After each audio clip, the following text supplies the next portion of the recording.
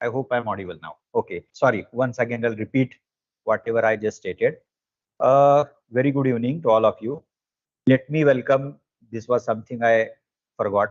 Let me welcome all of you on behalf of the Unique Academy. This is the second day of the webinar series on optional, wherein we are going to discuss how to choose one's own optional, what approach are you supposed to take, and this is as part of 1 year integrated batches, which we already started. The first one on 8th of May, the second one on 12th of June. Our optional teaching process is going to begin somewhere in mid-July. And before that, every year, in order to assist all of you as far as the process of selection of optional is concerned. So keeping in mind that purpose, we have been organizing this webinar series. Yesterday, we had 2 sessions on geography and history. Today, political science, sociology, and the other optional subjects, that is the webinars of those optional subjects, are scheduled tomorrow, that is Sunday. Pol science, that is what we are going to discuss, how to go about that, what sort of difficulties are generally faced by students, so on and so forth. I'll take it forward in the form of 4-5 points. Okay, by using obviously the PPT. So the very first would be how are we supposed to choose optional? Very basic discussion. What criteria to be taken note of or looked into, and the process. That would be the first point. Selection of optional. Number 2, if at all we are thinking about political science, then what is that? What is mean by political science? I'll try to discuss that. That is, define political science as simply as possible. You don't worry about that. Number 2. Number 3, in order to make more sense of pol science as a subject, we'll briefly take a review of syllabus. Paper first, paper second of political science, or 1 or 2. And as part of that, we'll split the syllabus of paper 1, paper 2 into 2 sections, section A, section B of each paper. So the third. The fourth, the difficulties, the general difficulties, the concerns, the worries whenever we think of pol science as an optional. The next point would be how to prepare.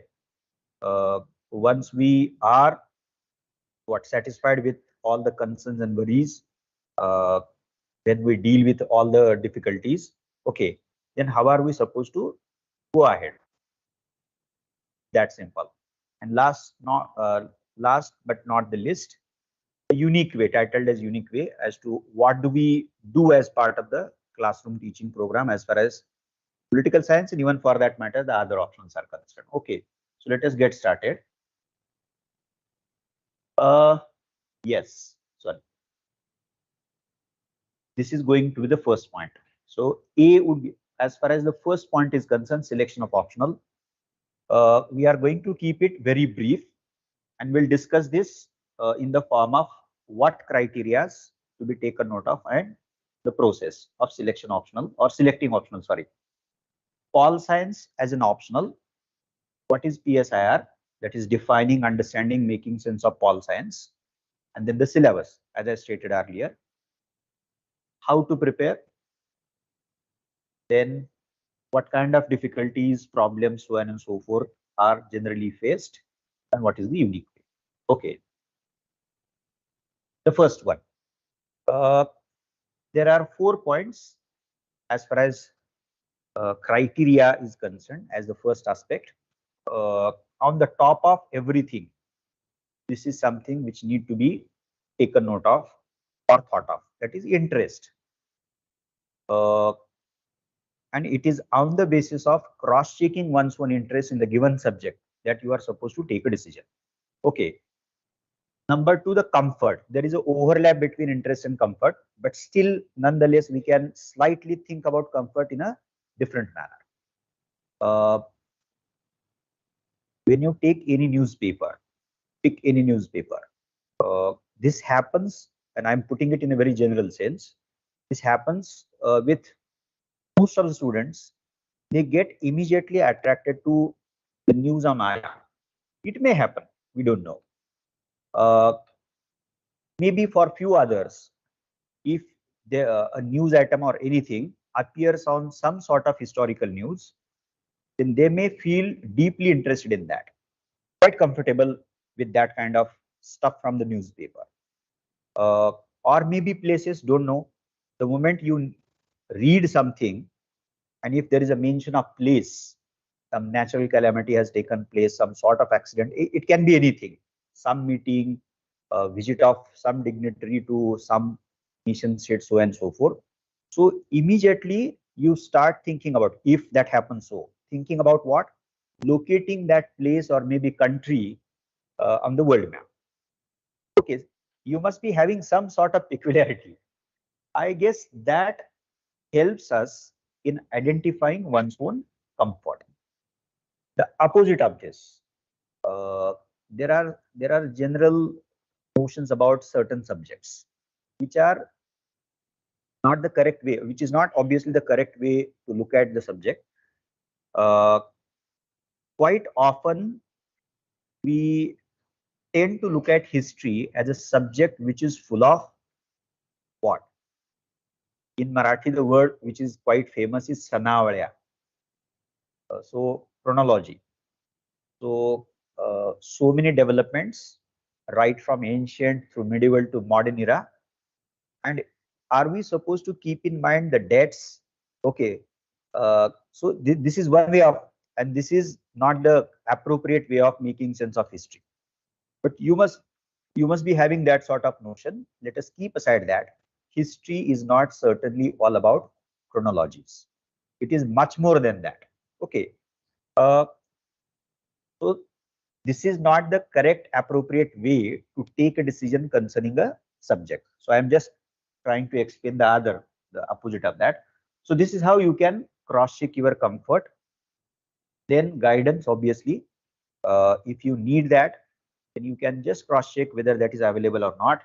And important one, equally important one, the reference material, because after all, we are supposed to write for 500 marks as part of the civil services mains examination. So reference material, and that too reliable, uh, in the sense, once you go through the reference material, uh, that should be enough to enable you to deal with the examination, that is the questions from the question paper, in a very confident and effective manner, so that you can think of earning good score.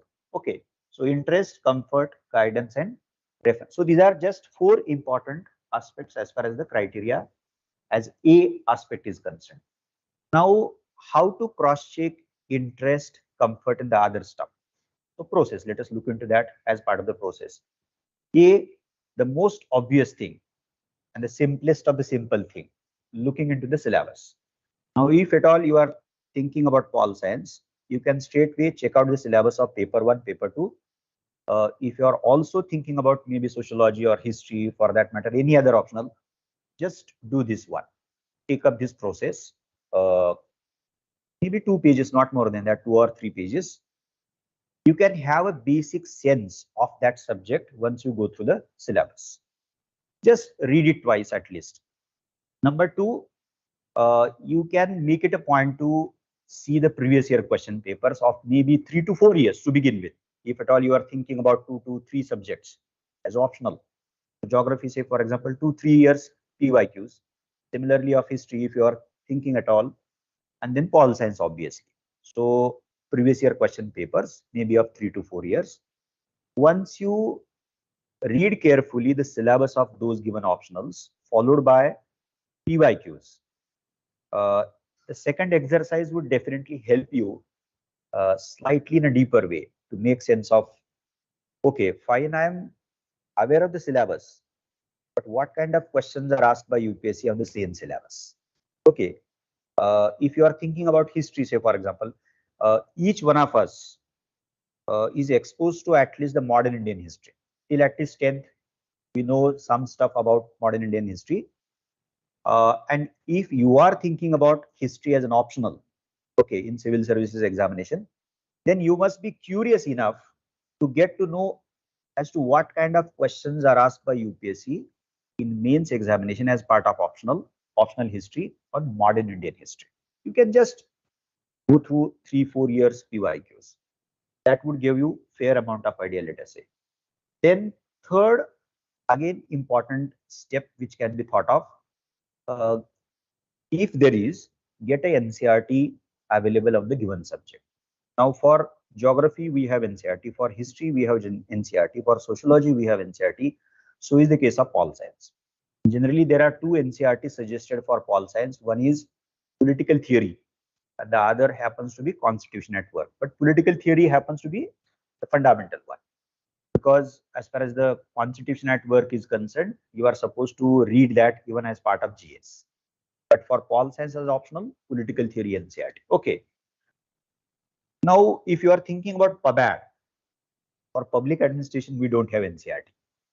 So you can maybe see booklets of open universities such as IGNOU.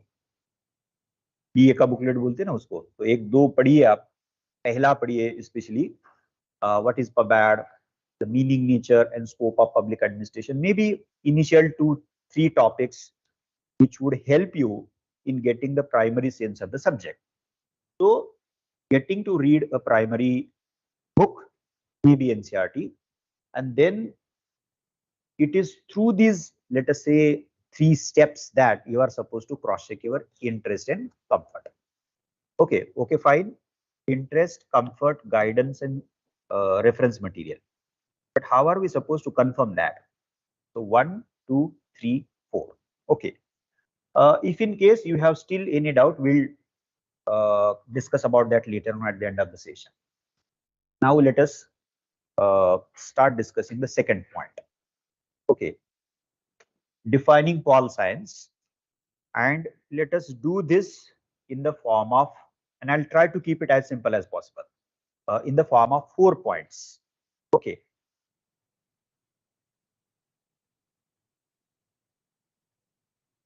Yes.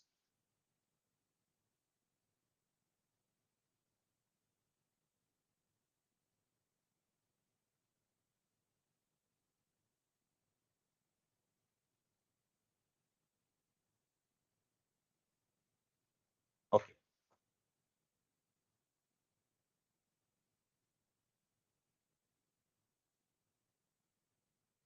Now, pol science can be understood or seen as an activity or process having 2 forms or 2 manifestations. Now, the first of the 2, doing, practicing, conducting, okay, an act, an action, you can say anything you want. Okay. So 2 forms of activities, let us make that simple. Pol science as a subject contains 2 forms of activities. Okay. So one is the act of doing, something called as the practical act.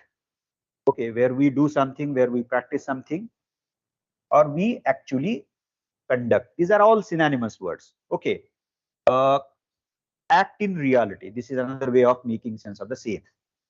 Actual act, politics as a practice. So quite often when we use the word politics, we tend to what? Indicate politics as practice. So this is one act of the 2. This is one form of the 2 forms. Okay.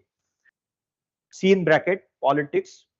So domestic politics, regional politics, national, external. Again in external we have regional, for example, South Asian politics, international, comparatively broad in comparison with the regional one, and then the world politics. So quite often we use the word international and world or global synonymously, but there is a difference between the 2. As far as international relationship is concerned, as part of that, undoubtedly we talk about the relationship between nation states. Many more, maybe between more than 2 nation states. Okay. But if you look at the nature of the relationship, interstate relationship, say for example, so that relationship as far as its scope is concerned, it is limited in scope. But the moment we use the word global politics, global relations, then not only the scope of relationship gets enhanced, but the texture, the nature, the depth, okay, of the relationship also qualitatively differs from that of the international relationship. We will look into that. Don't worry about that. Okay.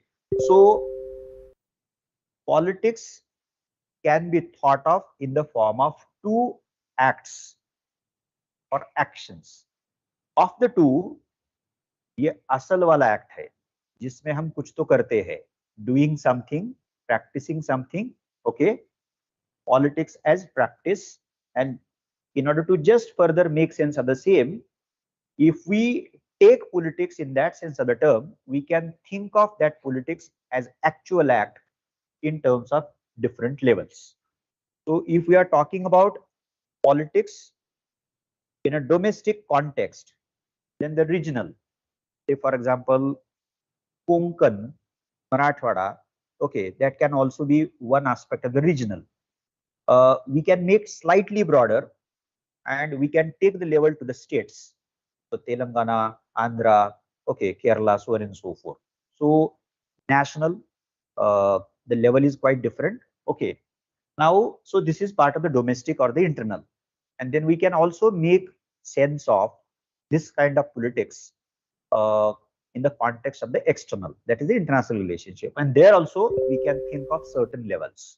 Okay, South Asia, now in context of Europe, the European Union, so on and so forth.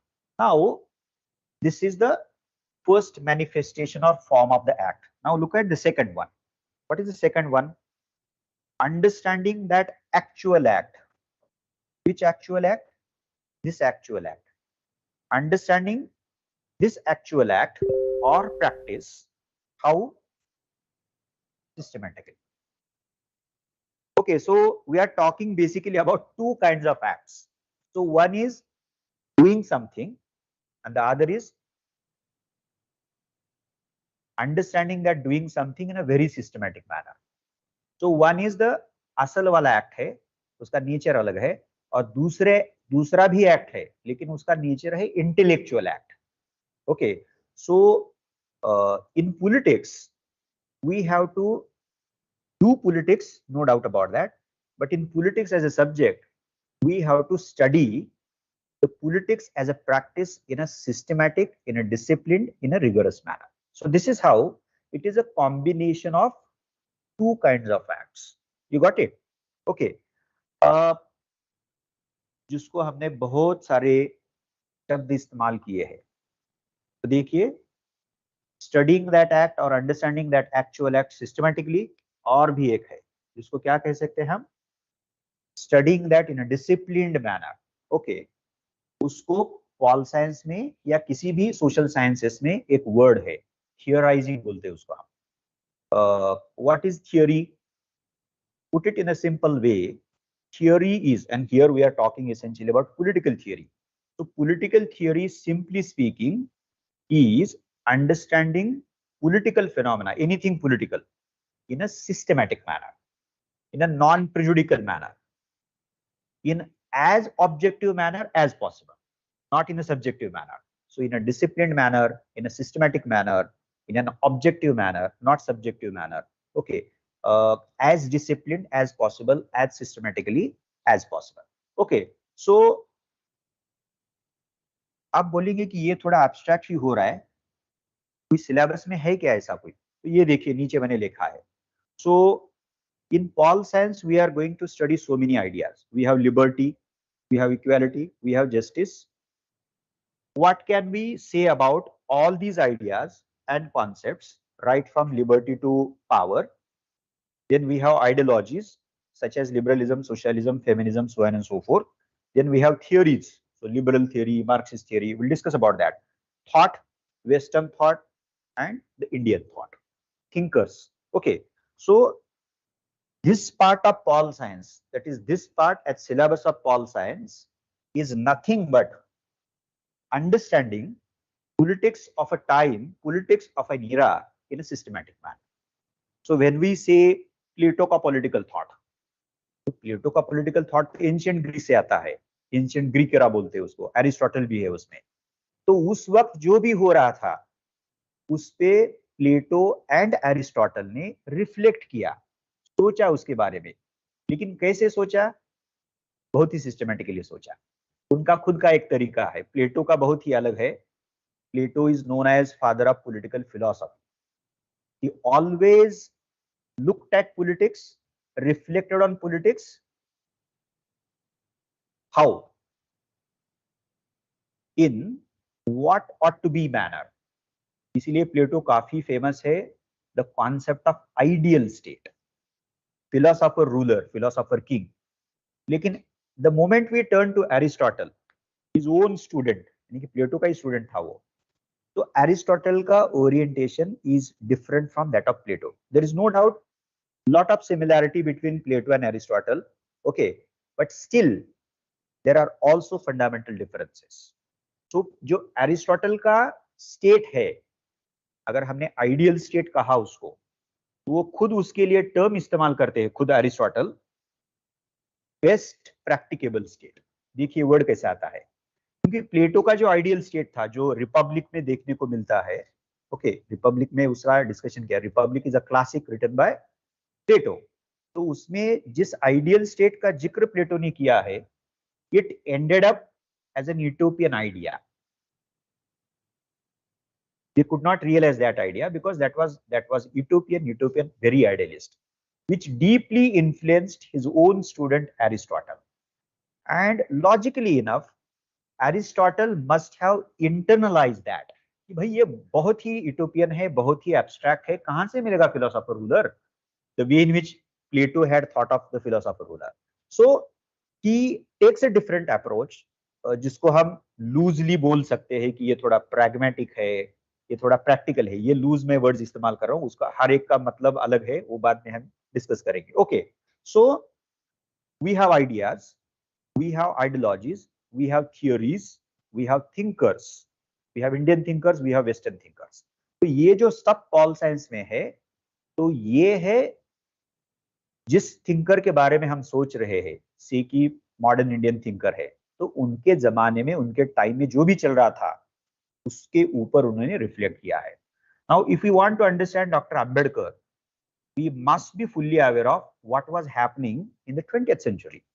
It was a colonial regime, okay, तो वो हमें पता होना चाहिए। Similarly Gandhi, अगर Gandhi appropriately हमें understand करना पड़ेगा तो कॉलोनियलिज्म पता होना चाहिए कि क्या चल रहा था, क्योंकि none of them, whether it is Plato or Gramsci or Sir Syed Ahmad Khan or Dr. Ambedkar, Gandhi, M.N. Roy, none of them was thinking in a vacuum.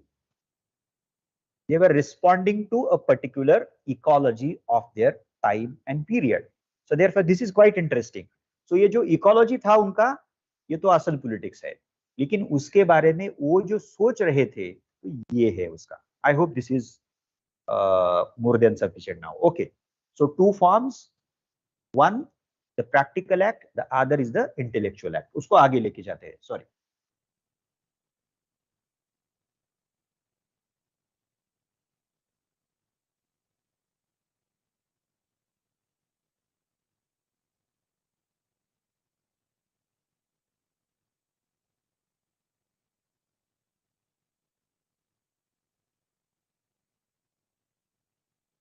क्या हुआ उसको? Just a second.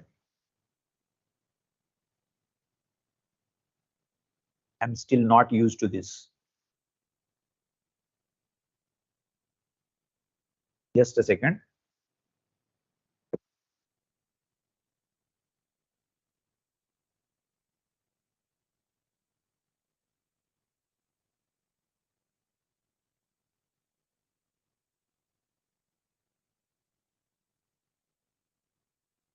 चला हाथ पठाओ, हाथ पठाओ, हाथ पठाओ।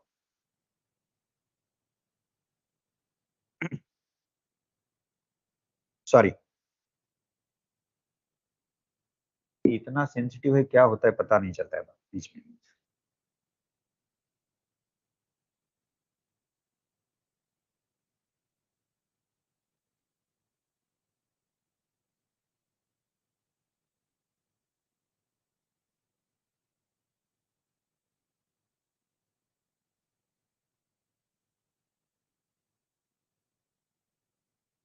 काय झालं बघ बरं तिचं. हा बघ.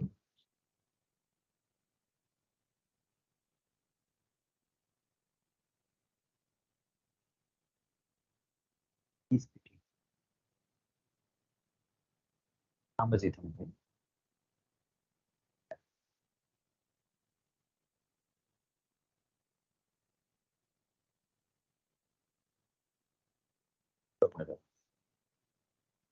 ओके, हे चांगलं आहे.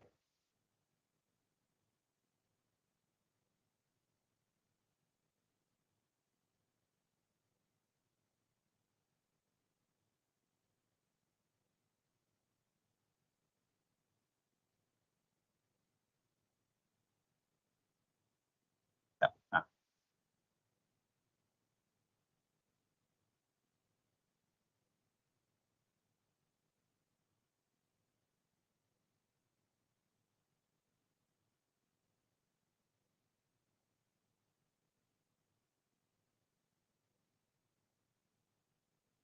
काहीतरी होतंय.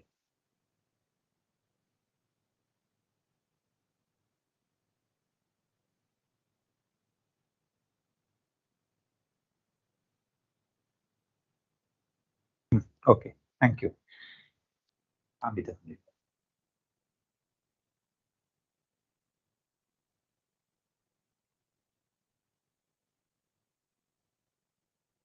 Sorry, extremely sorry. So let us take it forward.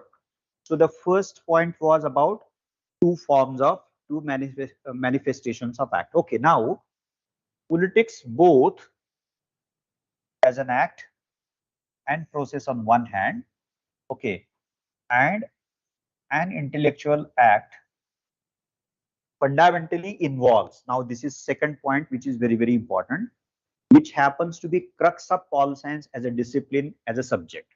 Okay, ये भी है और ये भी है.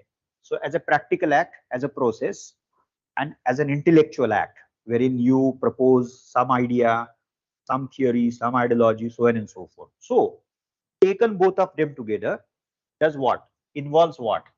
Which is very important. How we decide to live our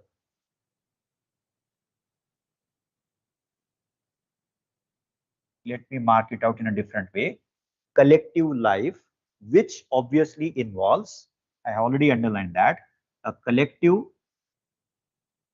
decision making process. Okay, so this is the second point.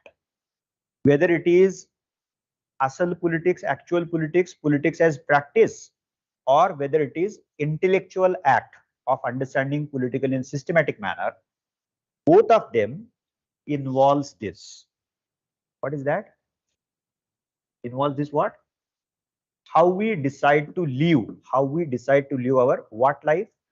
Not personal life, not private life, not family life, not of small locality, of my caste, my class, not at all. Collective life. That word collective is very, very important. Okay, which obviously involves a collective decision making process. So another way of defining pol science is this. Pol science is nothing but a subject which deals with organization of collective life and taking collective decisions about the collective life, plain and simple. I hope there is no complexity at all. Okay, if in case you have anything, we'll discuss that later on.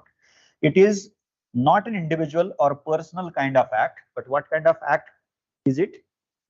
Collective. That word collective is very, very important. So just once again, for sake of our convenience, if we are talking about the decisions or decision making process, then that process is going to be the collective decision making process. And we can use so many other words. So collective is the one word quite often used. Okay, social decisions, and there is one more what similarly appropriate word, public decisions. Okay, so collective decisions, social decisions, but public decisions. So collective and public, these are more appropriate. So collective decisions as well as the public decisions. Okay. In other words, just to confirm this once again, political science does not deal with, does not study, does not reflect on, okay, how you live your life in a family. Okay, it does not deal with, therefore, the private decisions, but it essentially deals with what? Public one. Now here we get to see a distinction, a divide, a sort of dichotomy, यानी कि separation हम कर रहे हैं यहाँ पे, एक private है, दूसरा पब्लिक है। और फिलहाल तो हम अभी ये कह रहे हैं कि पॉलिटिकल साइंस का ताल्लुकात किस चीज से आता है, प्राइवेट पर्सनल या फैमिली डिसीजन से नहीं है, लेकिन उसका रिलेशनशिप जो है वो पब्लिक कलेक्टिव डिसीजन से है। I guess this is more than sufficient. So this is the second point. Now let us take it forward. Third point. The collective or public decision making process involves what?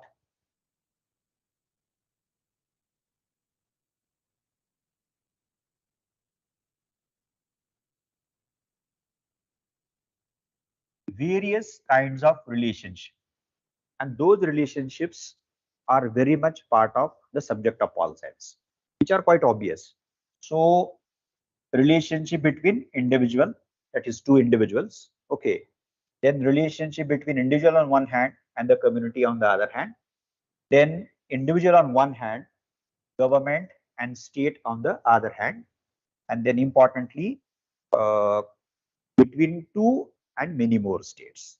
Okay, so when we say collective decision making or public decision making process, then what kind of relationship do we get to see as part of that public decision making process?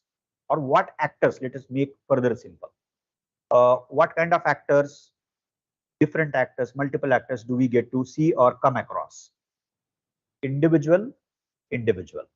Now in Constitution of India, in the context of India, obviously, we have the provision, and a very detailed provision about the fundamental rights.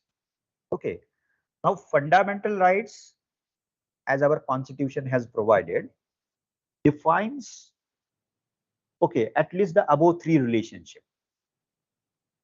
It tells us about, it tells all of us, that is one individual, and how that one individual is supposed to behave with other individual. Can we say this about our fundamental rights? Yes, definitely. All of us enjoy certain liberties, which are made a mention of as far as the Article 19(1) is concerned. So A, B, C, D, F. Okay. Now none of this liberty, or we use another word, freedom, happens to be absolute in nature. We cannot say that I am free to say whatever I want to say as part and parcel of freedom of speech and expression. That can't be so. The similar fundamental right, that is freedom as fundamental right, is also enjoyed by the other individual. So this is very, very important. So this is one relationship, and that relationship has to be taken note of. The second one, individual and community.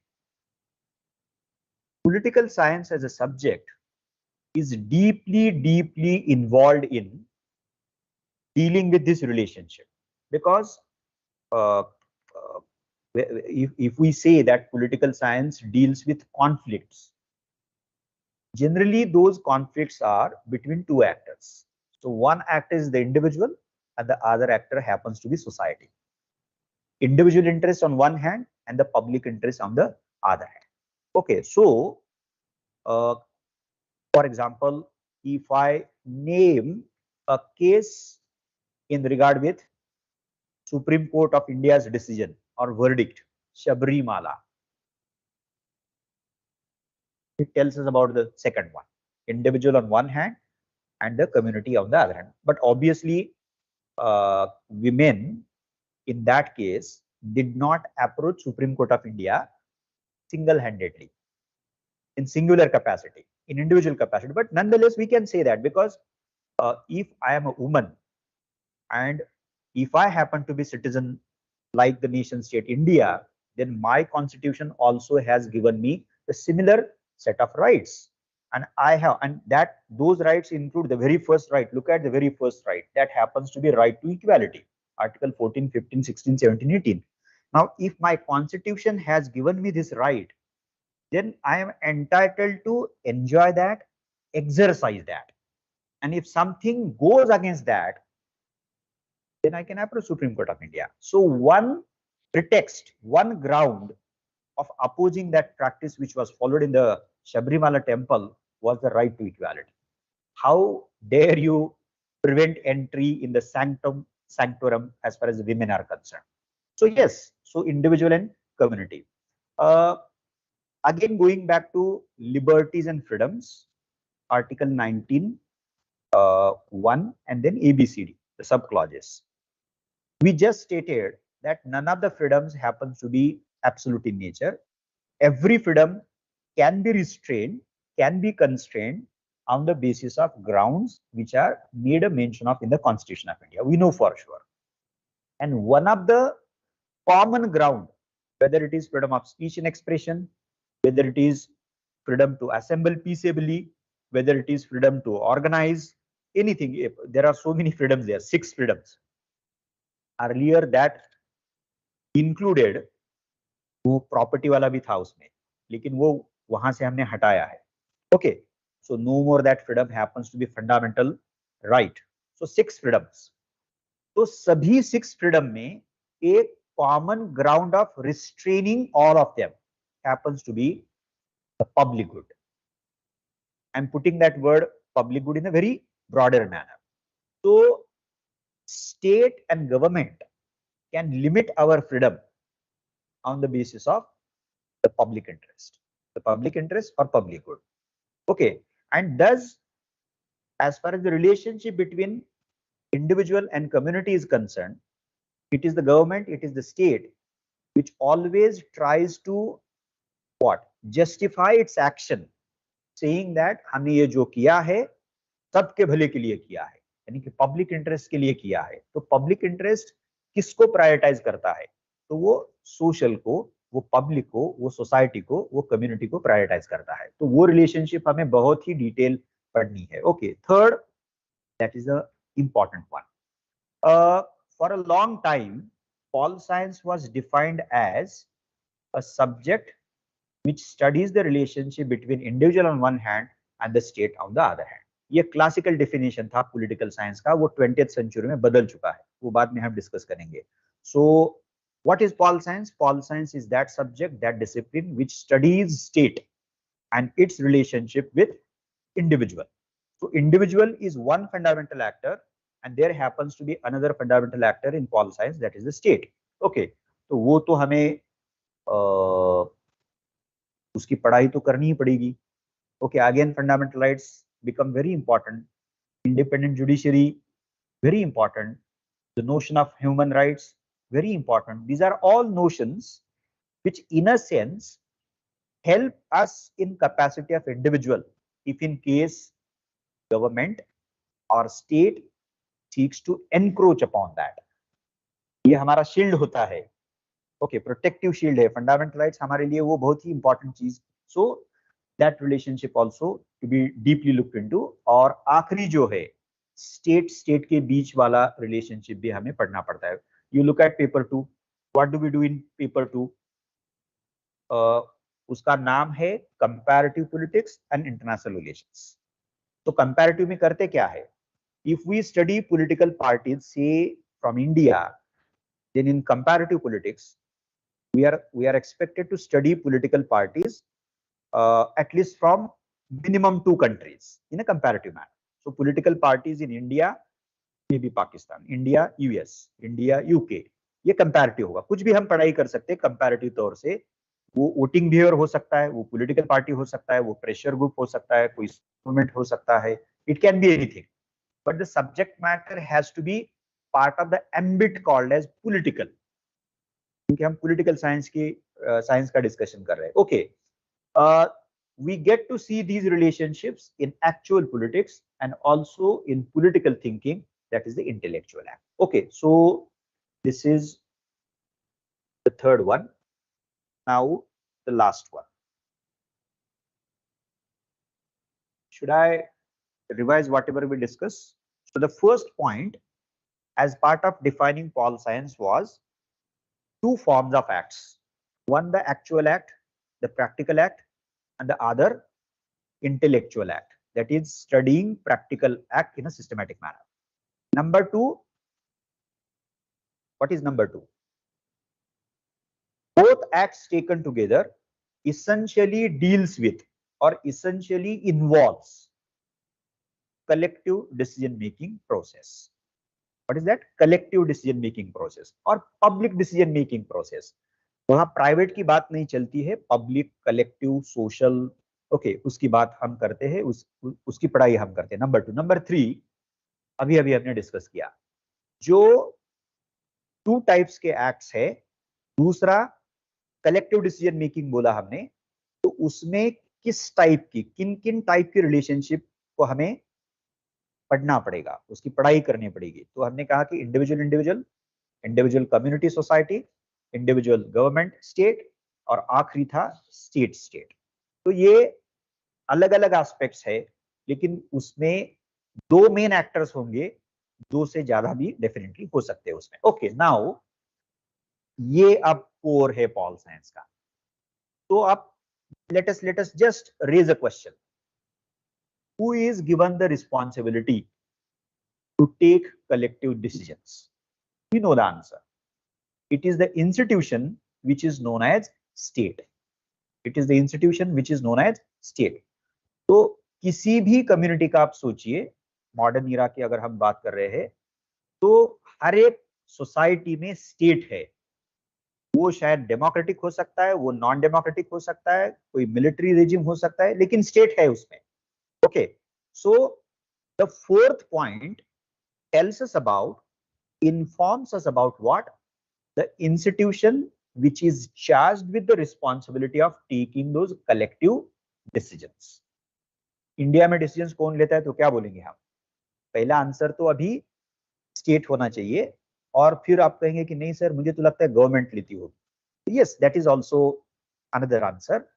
Now let me just get into one exercise. What is state? And I'll discuss that in as simple as way as possible. So what is state? State happens to be supreme political institution. State happens to be supreme political institution within a community, in a given community, which has four elements. Which has four elements. पहला मैंने क्या कहा? State happens to be supreme political institution within a community, a society, या nation, जो भी बोलिए आप. तो एक वो हुआ. दूसरा क्या है? Which has four components. That institution called as state has four components. वो क्या क्या components है? एक है उसका ज्योग्राफी होना चाहिए. Without geography we cannot think of state. Territory बोलिए उसको. Second one happens to be population, Indian, so on and so forth. Three, government है. तीसरा गवर्नमेंट है.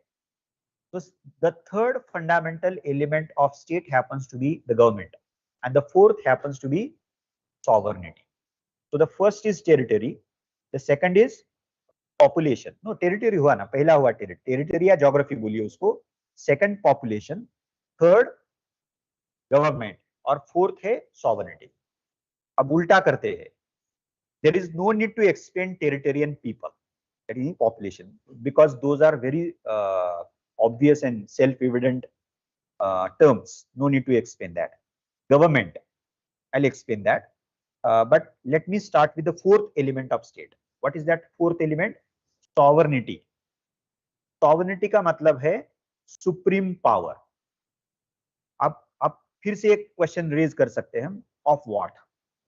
ये सुप्रीम पावर किस चीज का सुप्रीम पावर है, क्या करते हैं उससे? तो अभी तो फिलहाल इमीडिएटली आप सीसैट की तरह आंसर दे सकते हो. supreme power of taking collective decisions. Can we say this? Definitely we can say this. Okay, so there is no other institution in a given community which is superior to institution of state, because it is only the institution of state which has this fourth component or element called as sovereignty, which means supreme power. किसी को भी ऐसा अधिकार नहीं दिया गया है, एक ही एक्सेप्शनल इंस्टीट्यूशन है, वो है स्टेट। और स्टेट को सोचिए थोड़ी देर के लिए, वो वो बात इतनी नॉर्मलाइज है, हमें कुछ उसमें प्रॉब्लम नहीं लगती है। लेकिन सोचिए थोड़ी देर के लिए, इतना सुप्रीम पावर हमने स्टेट को दिया है, state can kill us and it can kill us legitimately. Am I right? Yes. It is the only institution on this planet which enjoy legitimate right to kill one's own members.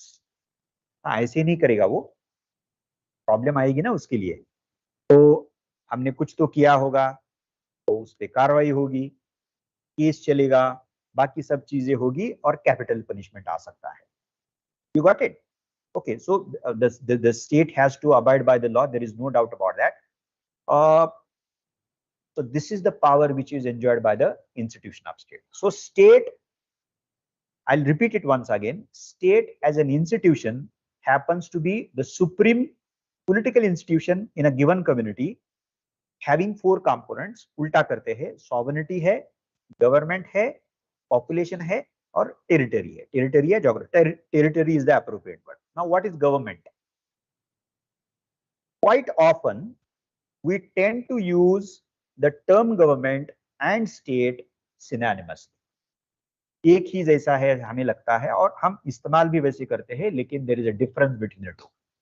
Now, on the basis of small discussion that we just had, can we differentiate between the two, the state and government? पहला फिर से CSAT लाइए। पहला difference क्या होगा? State happens to be a wider concept, and government happens to be a smaller one because itself is part of state. वो खुद ही किसका हिस्सा है? गवर्नमेंट खुद ही किसका हिस्सा है? स्टेट का हिस्सा है। तो ये कह सकते हैं ना हम कि state happens to be a wider notion, conception, entity, whereas the government happens to be a smaller entity because itself happens to be part of the state. ये हुआ। नंबर 2,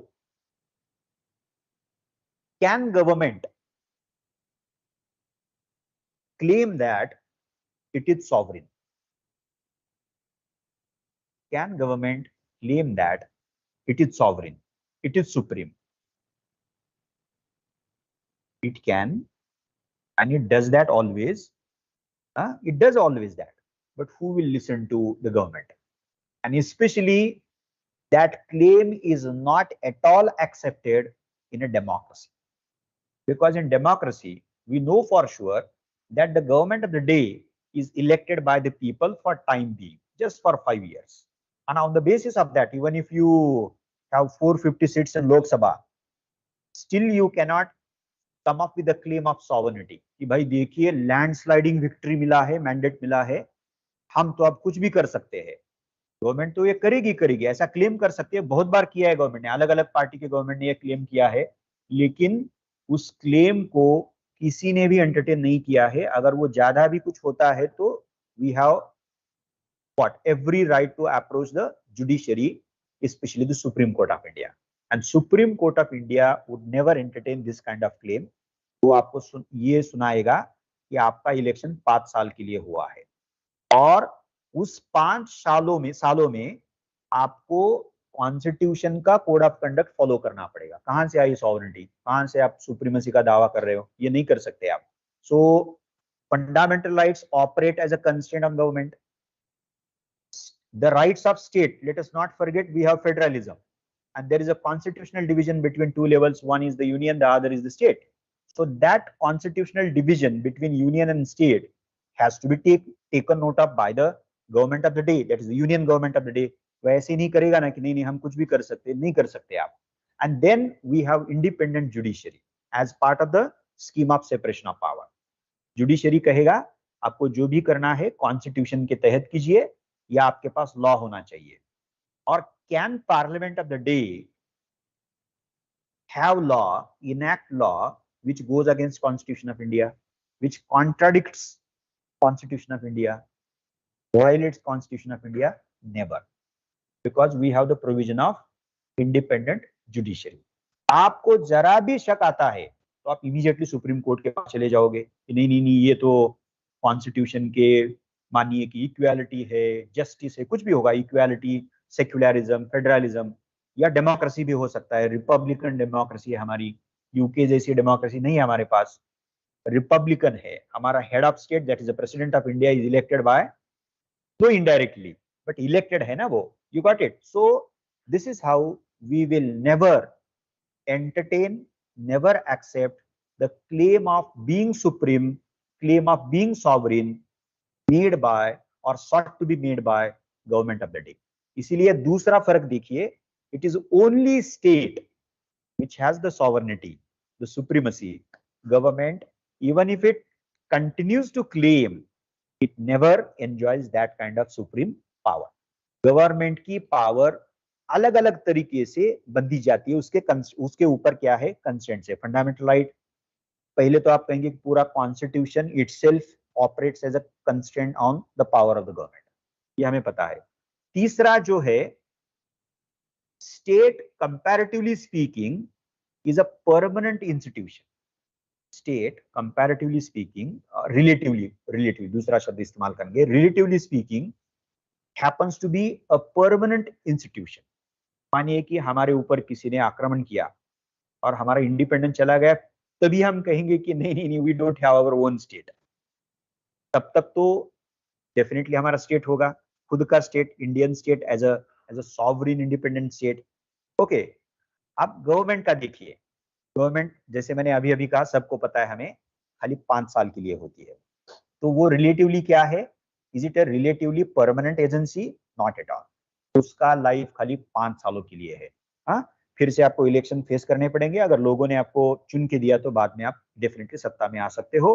बट स्टेट का जो है, स्टेट इंस्टीट्यूशन, तो वो क्या है, sort of relatively permanent agency है।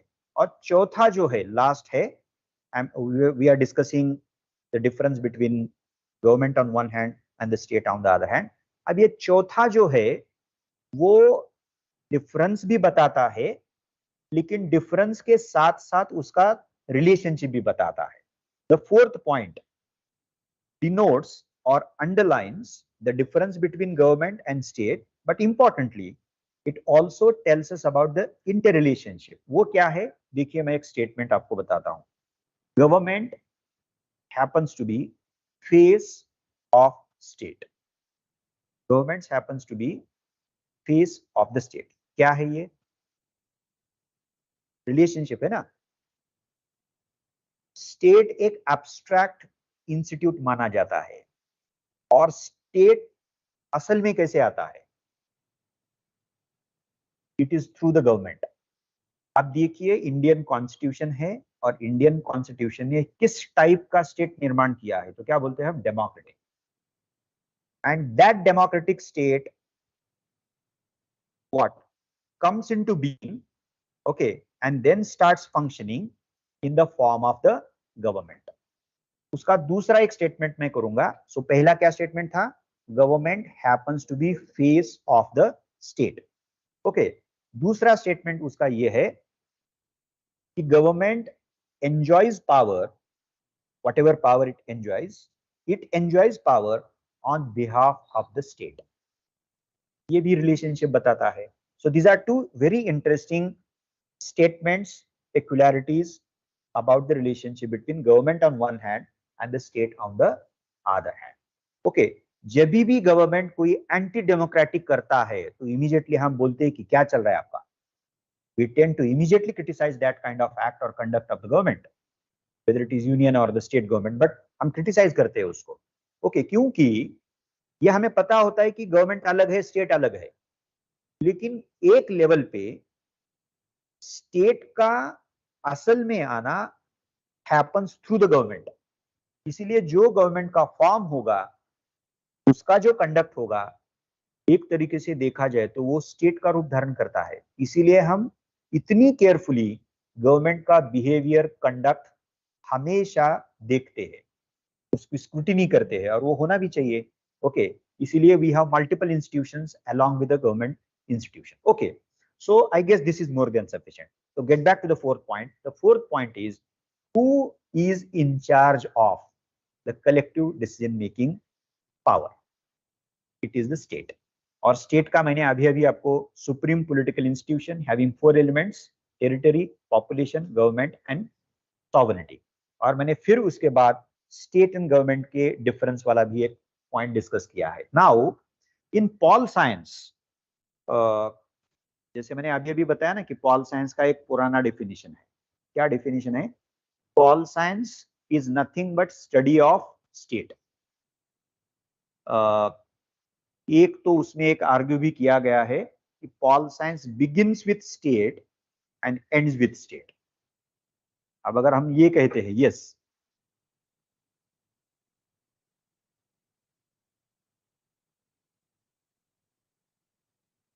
यस इट इज, बट वो पूरा नहीं है, पूरा नहीं है, लेकिन इंटेंजिबिलिटी उसका, जिसको बोलते हैं ना कि प्रीडोमिनेंट फीचर है उसका. टेंजिबल क्या है? गवर्नमेंट है, yes.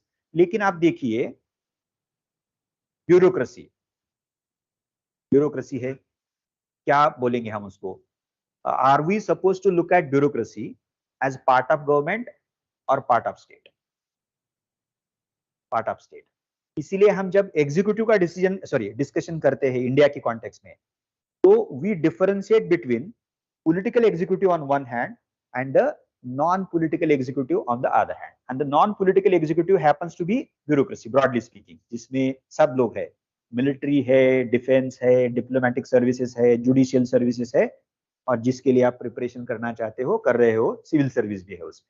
So yes, predominant character है उसका. Okay, so who is the in charge of public decision making or collective decision making process, power? It is the state.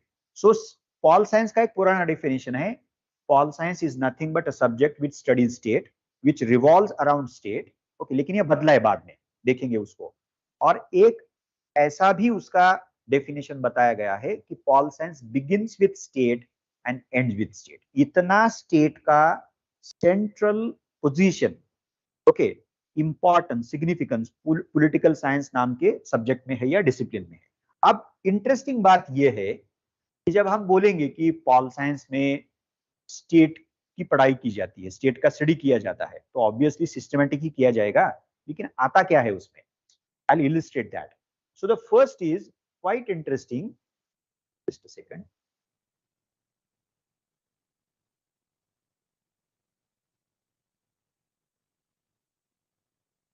पहला है ओरिजिन. अब आपको पॉल साइंस में किसी ने यह कहा है कि state is created by God. दूसरा एक अंडरस्टैंडिंग है, no no no no no no, state is not created by God, but state happens to be a natural institution. तीसरा एक है, नहीं नहीं नहीं, वो भी नहीं है, neither created by God nor a naturally evolved institution, but rather an institution created by people. तीनों में फर्क है ना? ओके, डिवाइन ओरिजिन नाम की एक थियरी है पॉल साइंस में, रॉबर्ट फिल्मर.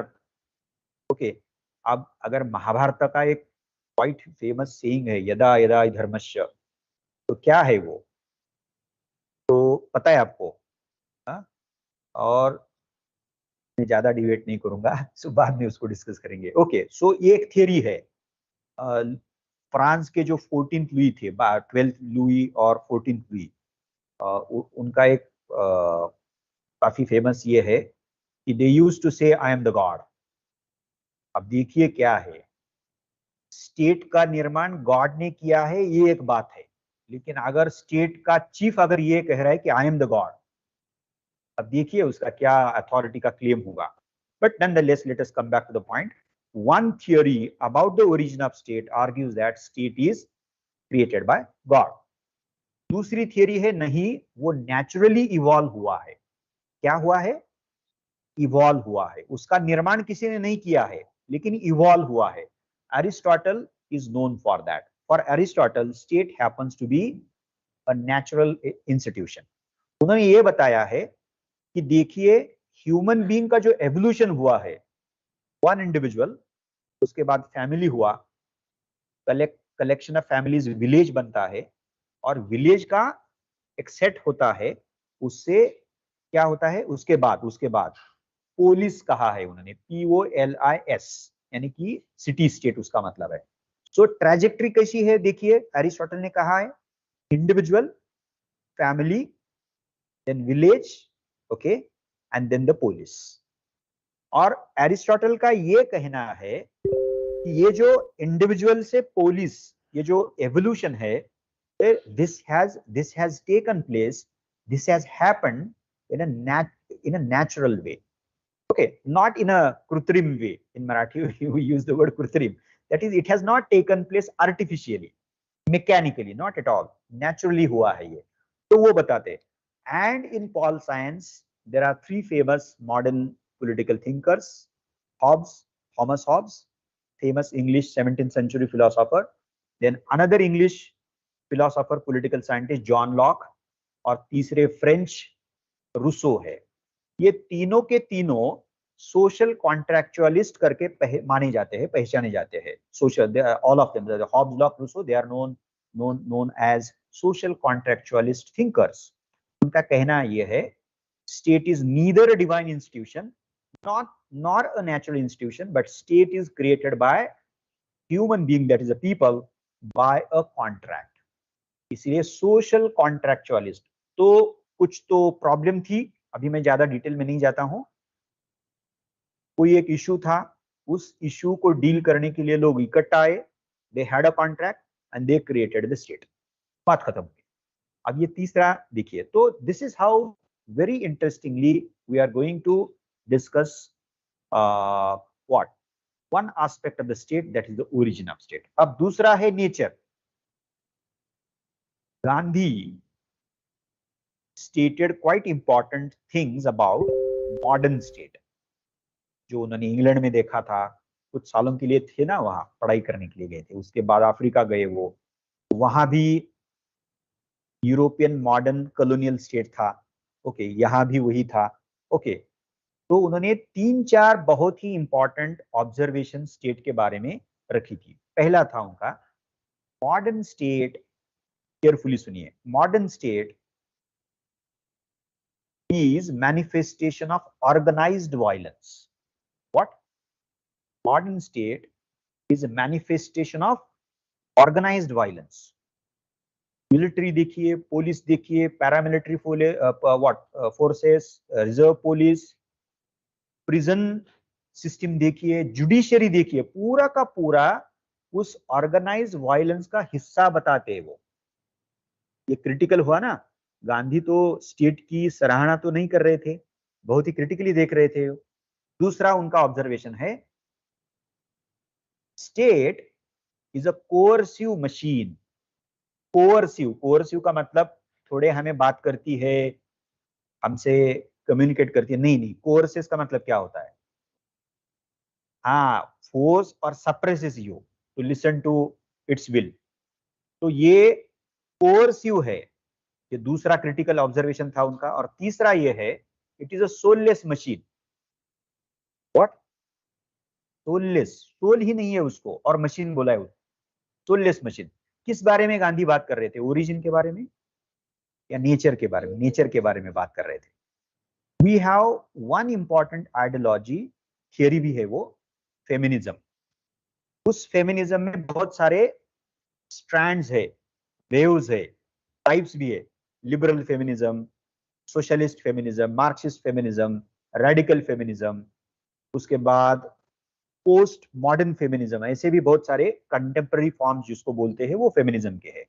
उसका जो रेडिकल फेमिनिज्म है, उसमें से जो एक रेडिकल फेमिनिज्म जिसको सेकंड वेव फेमिनिज्म बताते हैं, बोलते हैं, वो सेकंड वर्ल्ड वॉर के बाद आया, यानी कि रफली मिड 20th सेंचुरी बोलिए उसको, वो इरा था उसका। Radical feminism argued that state is a patriarchal institution, deeply patriarchal, not an accidental patriarchal, गलती से हुआ है, नहीं, वो कुछ गलती बिलती नहीं है, जानबूझ के, सोच समझ के, जिसके लिए आपके रिलीजियस टेक्स्ट का इस्तेमाल किया गया है, आपकी फिलोसॉफी का इस्तेमाल किया गया है, culture, education, whatever means was possible, was used by the patriarchy to produce this institution. अब वो किस बारे में बात कर रहे थे? अगर रेडिकल फेमिनिज्म का कहना ये है कि state happens to be patriarchal agency, यानी कि वो नेचर के बारे में बात कर रहे हो. ओके, सो एंड क्वाइट, अब मार्क्स जो है, Karl Marx 19th century famous philosopher, जिससे मार्क्सिज्म आया, तो उनका भी स्टेट का अकाउंट कुछ ऐसा ही क्रिटिकल है. उन्होंने कहा कि स्टेट, जनरली हम क्या बोलते हैं स्टेट को, अभी हमारे डिस्कशन में जो एक सेंट्रल पॉइंट है जो चल रहा है, फोर्थ पॉइंट, हमने कहा कि पॉलिटिक्स में कलेक्टिव डिसीजन मेकिंग प्रोसेस की पढ़ाई की जाती है, और वो कलेक्टिव डिसीजन मेकिंग लेने का अधिकार किसको है? स्टेट को है. यानी कि हमारा अंडरस्टैंडिंग क्या है? State happens to be a collective dash a public institution which caters to the public needs and therefore in charged with or given the responsibility of taking decisions for all of us. तो public institution की तौर पे हम state को बता रहे, लेकिन marks का कहना यह था state is not a public institution, nor state functions in order to secure public interest. Rather उनका कहना था state is just an instrument और a plaything in the hands of haves, यानी कि कैपिटलिस्ट. अब वो नेचर के बारे में बता रहे हैं हमें, नेचर भी और रोल के बारे में भी बता रहे हैं कि करती क्या है स्टेट. तो जो हैव्स होते हैं ना, उसी जो अब कैपिटलिज्म है, मॉडर्न ईरा में जो इकोनॉमिक सिस्टम जिसको उन्होंने मोड ऑफ प्रोडक्शन बोला है, तो that mode of production happens to be capitalist mode of production. So the class which owns capital in capitalism, that class is called as the class of capitalists, जिसको bourgeoisie कहा गया है. Bourgeois class या class bourgeoisie capitalist class कहा जाता है. तो उनका कहना सरासर ये था state is nothing but a plaything and instrument in the hands of capitalist. उसमें नेचर का भी जिक्र आता है और रोल का भी जिक्र आता है. करती क्या है स्टेट? It does not take decisions safeguarding public or collective interests or good, but rather state operates, functions, takes decision essentially in order to protect the interests of the capitalist. दोनों की बात करते हैं ना वो. You got it? So ये Paul science में हमें पढ़ना है. अब एक लास्ट यहाँ का एग्जाम्पल मैं दे देता हूँ. Let me just cite out or bring in one example in regard with our own nation state. In 91, we adopted a new economic policy which is known as LPG. So since we adopted LPG, it deeply influenced the function and role of Indian state since 91. What happened to that? In what deep sense LPG influenced the function and role of Indian state? So just two options. Has the role of Indian state increased, enhanced, or has it what? Got down? यानी कि reduce हुआ है उसका role. क्या हुआ है? Increased या decrease हुआ है? कैसे increase हुआ है बताएं मुझे. कैसे increase हुआ है? अगर आपको लगता है seriously कि increase हुआ है, तो उसका मतलब क्या है? It has not increased. Rather, those sectors in which the government had a monopoly, those sectors been opened up for the private sector, जिसको हम बोलते हैं what? Privatization, liberalization. So till 91, our economy used to have so many constraints, tariff, non-tariff, in the domain of our exchange with other economies, but we opened up our economy. So government monopoly in almost all sectors been done away with. We have very few sectors wherein we have government monopoly. Otherwise we have opened up rest of the sectors. Rather we have imparted prominent role to the private sector through privatization and liberalization. So market. Only there is one mantra that is called as market mantra. Okay. So the responsibility of development, which used to be that of the state, primary responsibility of state used to be development. So that used to be the institution. 91 onwards, with the adoption of LPG, the role of Indian state has changed. Okay, अब ये आपको बारीकी से पढ़ना पड़ेगा, वो बाद में देखेंगे, अभी तुम्हें कुछ ज्यादा मैं बताऊंगा नहीं, लेकिन फंक्शन रोल में ये चेंजेस होते हैं. अब immediately after independence, we know for sure what model of development did we adopt? It is generally known as mixed economic model, जिसको हम नेहरू महालनोबिस मॉडल भी बताते हैं. प्रिडोमिनेंट पब्लिक सेक्टर था और थोड़ा सा मिनिस्क्यूल जिसको बोलते हैं, बहुत ही लिमिटेड रोल था, प्राइवेट सेक्टर था. It was a combination of to sectors, but the public was the predominant one. Okay, so now why did we go for that kind of model of development? तो हमें पता है we had become just free from the clutches of colonial regime.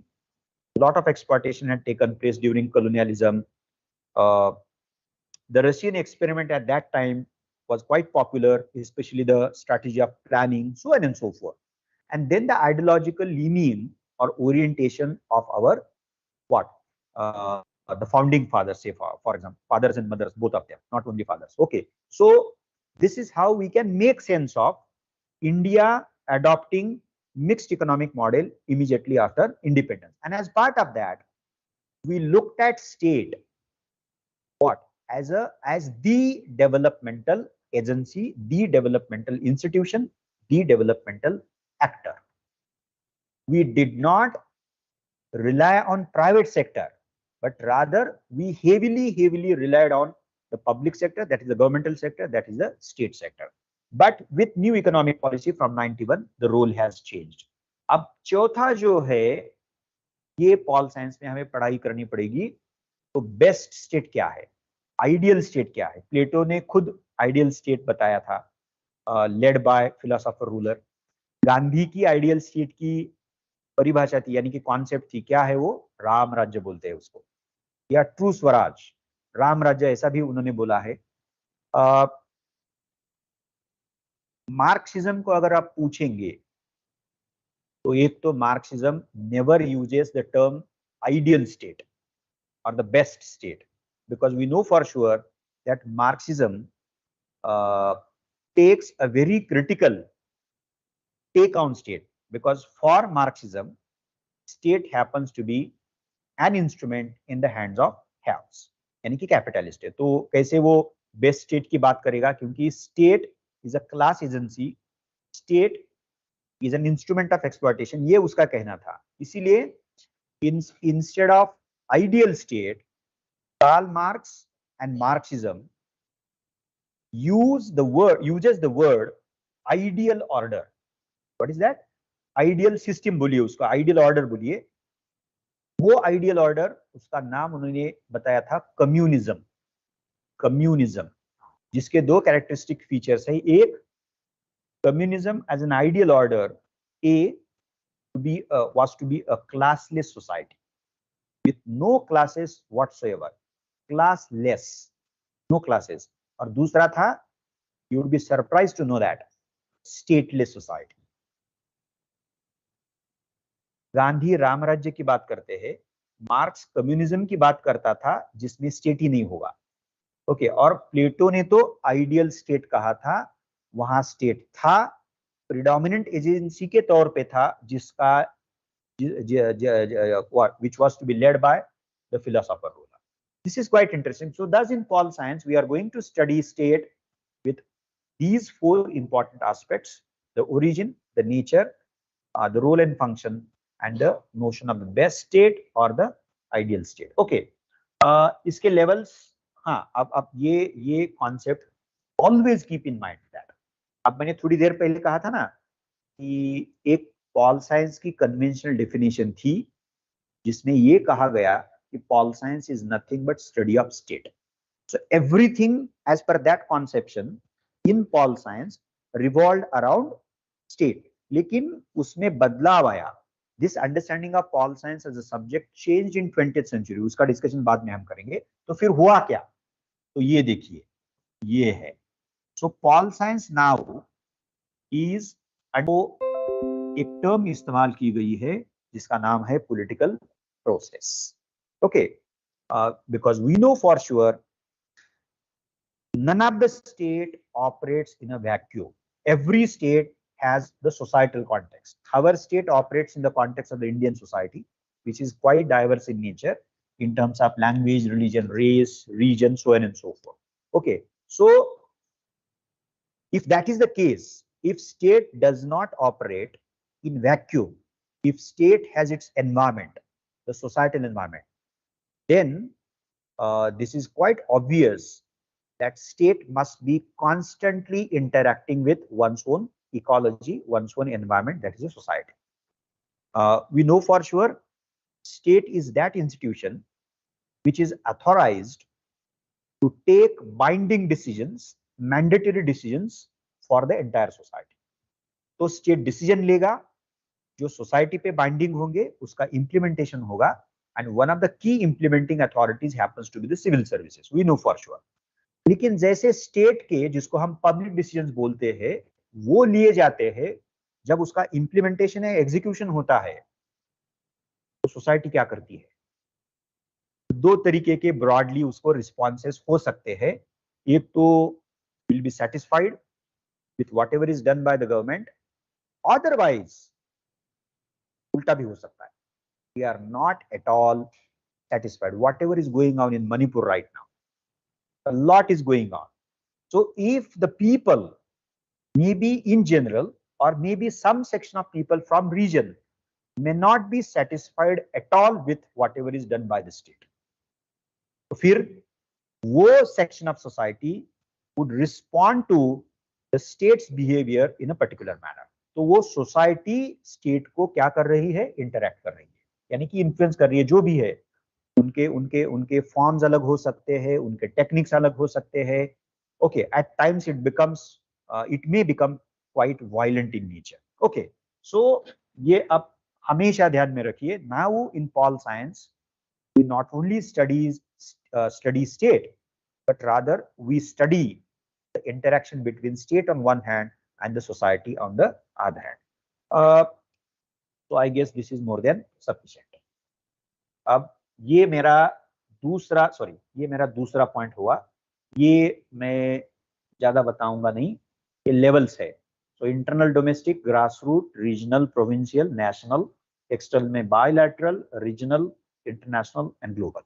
Okay, ये levels मैंने उसको बोला है, ये तो क्वाइट एविडेंट है। अब सो मेरा दूसरा, so we thus concluded the discussion of the second point. Okay, जिसमें 4 पॉइंट्स थे। Should I repeat them? तो Pol science as a subject involves 2 forms of acts. One the actual act, the other is the intellectual act. Number 2, both the acts taken together involve public decision making process. Number 3, the public decision making or collective decision making process as a process involves 4 types of relationship: individual individual, community society, individual government state, and state state. At चौथा था, we discussed at length the agency which is authorized, which is given the authority, which is given the power to take decisions on behalf of the entire society and for the entire society. Okay, and those decisions are not optional. Those decisions are binding on all of us. Okay, so that was the 4th point, or jiske origin, so on and so forth with. Now the 3rd point, the syllabus.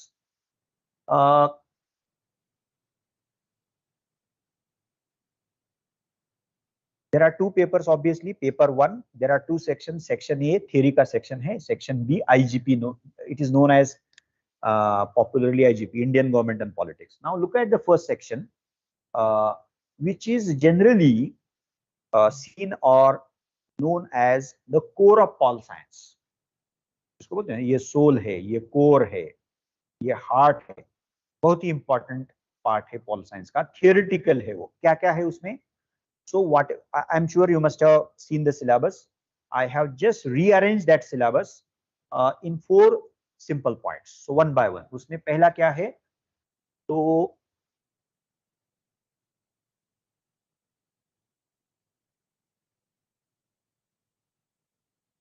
political ideas and concepts. We have liberty, we have equality, we have justice, we have rights, we have power. Okay, we have legitimacy, we have authority. Okay, these are hegemony, obviously. These are various concepts which are to be studied very carefully as part of pol science. Now, if at all, right in this introductory webinar, if we want to define concepts and know the significance of political concept, we are obviously talking about not general concept, but political concepts such as liberty, equality, justice, rights, so on and so forth. How can that be done? हमें define करना है, क्या कह सकते हैं? Now, if we take the analogy of a wall, and if we are building a wall of bricks, then ideas, concepts in pol science are building blocks. यानी कि उसका मतलब क्या है? We cannot think of building a wall without the bricks. So similarly, in pol science, it would be simply impossible for us to understand political reality without the building blocks known as concepts. Okay, liberty, equality, so on and so forth. So these ideas are very, very important building blocks of pol science in the process of, in the exercise of, in the process of understanding political, anything which is political in nature. So ideas के सिवा हम कर सकते हैं क्या? वो नहीं कर सकते. इसीलिए सिलेबस में ये जो मैंने अभी कहा था, लिबर्टी, फ्रीडम से लेकर हेजीमनी तक अलग अलग कॉन्सेप्ट्स हमें पढ़नी है. दूसरा जो है ये पॉलिटिकल आइडियोलॉजी वाला है. दूसरा कंपोनेंट है political ideologies. We have different political ideologies as far as the syllabus goes: liberalism, socialism, Marxism, feminism, fascism, Gandhism. Okay, these are the various ideologies which are part of the syllabus. Now, what is an ideology? What is a political ideology? Simply speaking, we can define ideology as what? As a lens. So it is like a spect, it is like a lens. We use that, we employ that and look at the world around us. Try to make sense of the world around us. यानी कि political world को understand करने का expect एक lens मुझे ideology क्या करती है? सप्लांट करती है, प्रोवाइड करती है. तो ideologies are nothing but various ways of making sense of the reality, and here we are talking about obviously the political reality. So it is like a lens. Okay, it is like the way in which we look at something. Okay,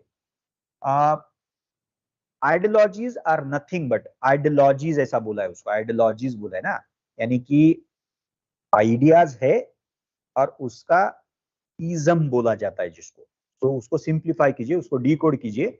Ideologies are nothing but set of ideas. लेकिन किसी भी set of ideas को हम ideology नहीं कह सकते. The set of ideas has to be that kind of set of ideas which happens to be,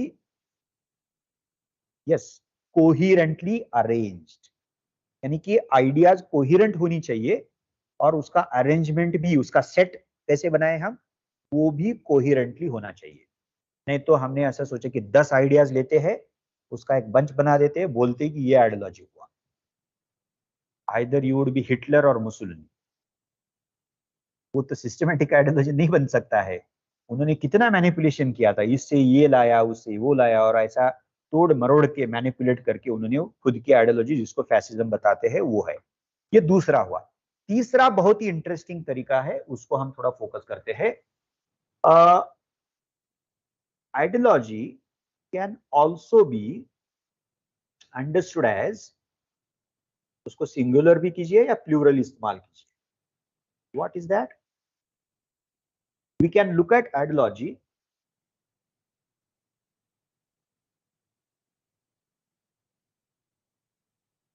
थोड़ा पढ़िए, थोड़ा इधर उधर गया है। फॉर्म्यूला, सिंगुलर या प्लूरल भी कीजिए। It is a formula. आप कहेंगे किसका फॉर्मूला, किस चीज का फॉर्मूला है, कैसा फॉर्मूला है? तो उसका आंसर मैं देता हूं, of distribution of resources in a society. What? Make it simple. Ideology tells us, ideology guides us about what? How to distribute resources in a society. For example, Gandhism. What does Gandhism tell us about distribution of resources? You know the answer. क्या है आपके हिसाब से? What does Gandhism tell us about distribution of resources? Sharing बोलते हैं, और क्या है? Okay, anything else? हाँ, अकॉर्डिंग टू नीड्स। पहला होना चाहिए, गांधी बोलेंगे मैं तुम्हें कहूंगा कि मुझे प्लेन चाहिए आने जाने के लिए, कौन सुनेगा मेरी बात? I can say that this is my need. Nobody would listen to me. Minimum needs, यहां से शुरू होता है। Minimum needs, and whatever you require, what amount of resources an individual would require to fulfill those minimum needs, you are expected to keep that amount of resource. The rest, he is known for a very interesting concept which precisely tells us about Gandhian way of looking at distribution of resources, and that notion all of you are well aware of, that trusteeship. Okay, so you may be owner of a what property owner, lekin you are not expected to look at that property as a private possession, but rather you are supposed to keep only that with you and then use that in order to fulfill your what needs, but then rest is to be what? Used by you for the social cause, for the public cause, as a trustee, as if society has what? Assigned that wealth or property as a trustee. So you are supposed to behave not as a private owner of the property, conduct yourself as a owner of having that wealth in private possession, but rather you are supposed to conduct yourself as a trustee of the society. Quite different one. Now, if you bring in some other ideology as a formula to distribute resources, liberalism, नहीं तो हम उसके ही influence पे चल रहे 91 से लेकर आज तक। वो क्या बताता है डिस्ट्रीब्यूशन के बारे में? What does liberalism tell us about distribution of resources? उसका एक मंत्र है, सबको पता है, market market market. So let the market do and take note of everything. Production shall be taken note of by market, and distribution shall also be taken note of market. So therefore we ask and expect state not to interfere in the process of production and distribution. The invisible hand of market shall take care of that. We'll discuss that later on. So liberalism as an ideology leaves the function of distribution of resources not to the state and government as a public agency, but to the market mechanism. So this is the way in which distribution, resources are sought to be distributed. Okay. अब Marxism को अगर बुलाएंगे कि आपका क्या कहना है, तो वो क्या कहेगा डिस्ट्रीब्यूशन ऑफ रिसोर्सेस पे?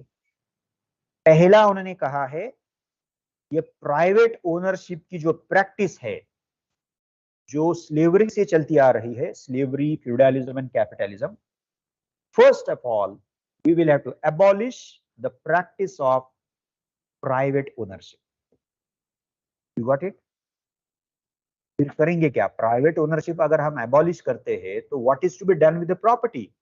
Collective ownership of the resources. देखिए क्या कहा है। इसीलिए कम्युनिज्म का एक कैरेक्टरिस्टिक फीचर क्या बताया उन्होंने? पहला जो था क्लासलेस, क्योंकि क्लास क्या है? क्लास कब आते हैं? क्लास है का मतलब क्या है? If there are classes, and on this planet you will not any society without classes. Each society has classes. तो मार्क्सिज्म में क्लास कैसे फॉर्म होता है? अकॉर्डिंग टू मार्क्सिज्म, तो क्लास फॉर्म होता है on the basis of ownership of resources. मैं थोड़ा ब्रॉडली कह रहा हूँ, ownership. So you are in private ownership, यानी कि आप हैव्स हो, कैपिटल का ओनरशिप आपके पास है तो आप कैपिटलिस्ट क्लास हो। You got it? सो उन्होंने बोला कि ये रूट कॉज है, सबका रूट कॉज ये है, प्राइवेट प्रॉपर्टी, प्राइवेट ओनरशिप, उसको खत्म कीजिए, क्लासेस ही नहीं बचेंगे। अगर क्लासेस नहीं बचेंगे, स्टेट क्यों चाहेगा होगा हमें? Why would you require state? We require state because the haves in the system require that agency to safeguard their interest. If we do not have classes, तो स्टेट की क्यों जरूरत होगी हमें? स्टेट ही नहीं होगा, इसीलिए वो क्लासलेस भी बताते हैं उसको। और दूसरा कैरेक्टर क्या है कम्युनिज्म का एज आइडियल ऑर्डर? स्टेटलेस है। Okay, so political ideologies are nothing but different formulae about, okay, distributing resources, how to distribute resources. Political theory, फिलहाल तो मैं वही सेंटेंस आपको बताऊंगा। Political theory happens to be a very careful exercise, rigorous exercise, and इसीलिए उसका एक definition जो जनरल बताया जाता है, one general way of defining political theory is this: political theory as an exercise, as a process, involves systematic understanding of political reality. What is that?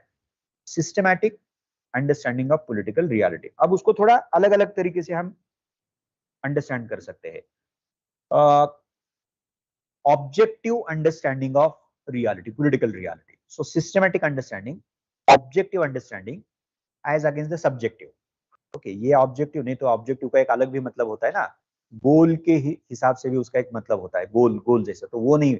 Objective का मतलब like a scientist keeping aside one's own subjective preferences, तो वो objective है। और क्या कह सकते हैं हम? Understanding political reality in a disciplined manner, okay, systematic way, disciplined manner, objective manner, in a rigorous way, okay, lekin systematic, that is the appropriate word. Understanding political reality in a systematic way, that is what done in political theory. We'll discuss that later on. Then we have political thought, in which we have two sets of thinkers. One is the Western thinker, Plato, Aristotle. Then in modern era we have Machiavelli, then Hobbes, Locke, Rousseau, then J.S. Mill, Karl Marx from 19th century, and then from 20th century we have two thinkers. One is the Hannah Arendt, the German Jew, only woman thinker. You can sense how deeply patriarchal Paul science has been. And the other is the Antonio Gramsci. Okay, so from Plato to Gramsci, this is the what? Political. These thinkers are part and parcel of the political thought. Then in Indian, we have from ancient era traditions such as Dharma Shastra, then Artha Shastra, then Buddhist tradition, and even the Jain tradition. But Dharma, Artha, and Buddhist tradition.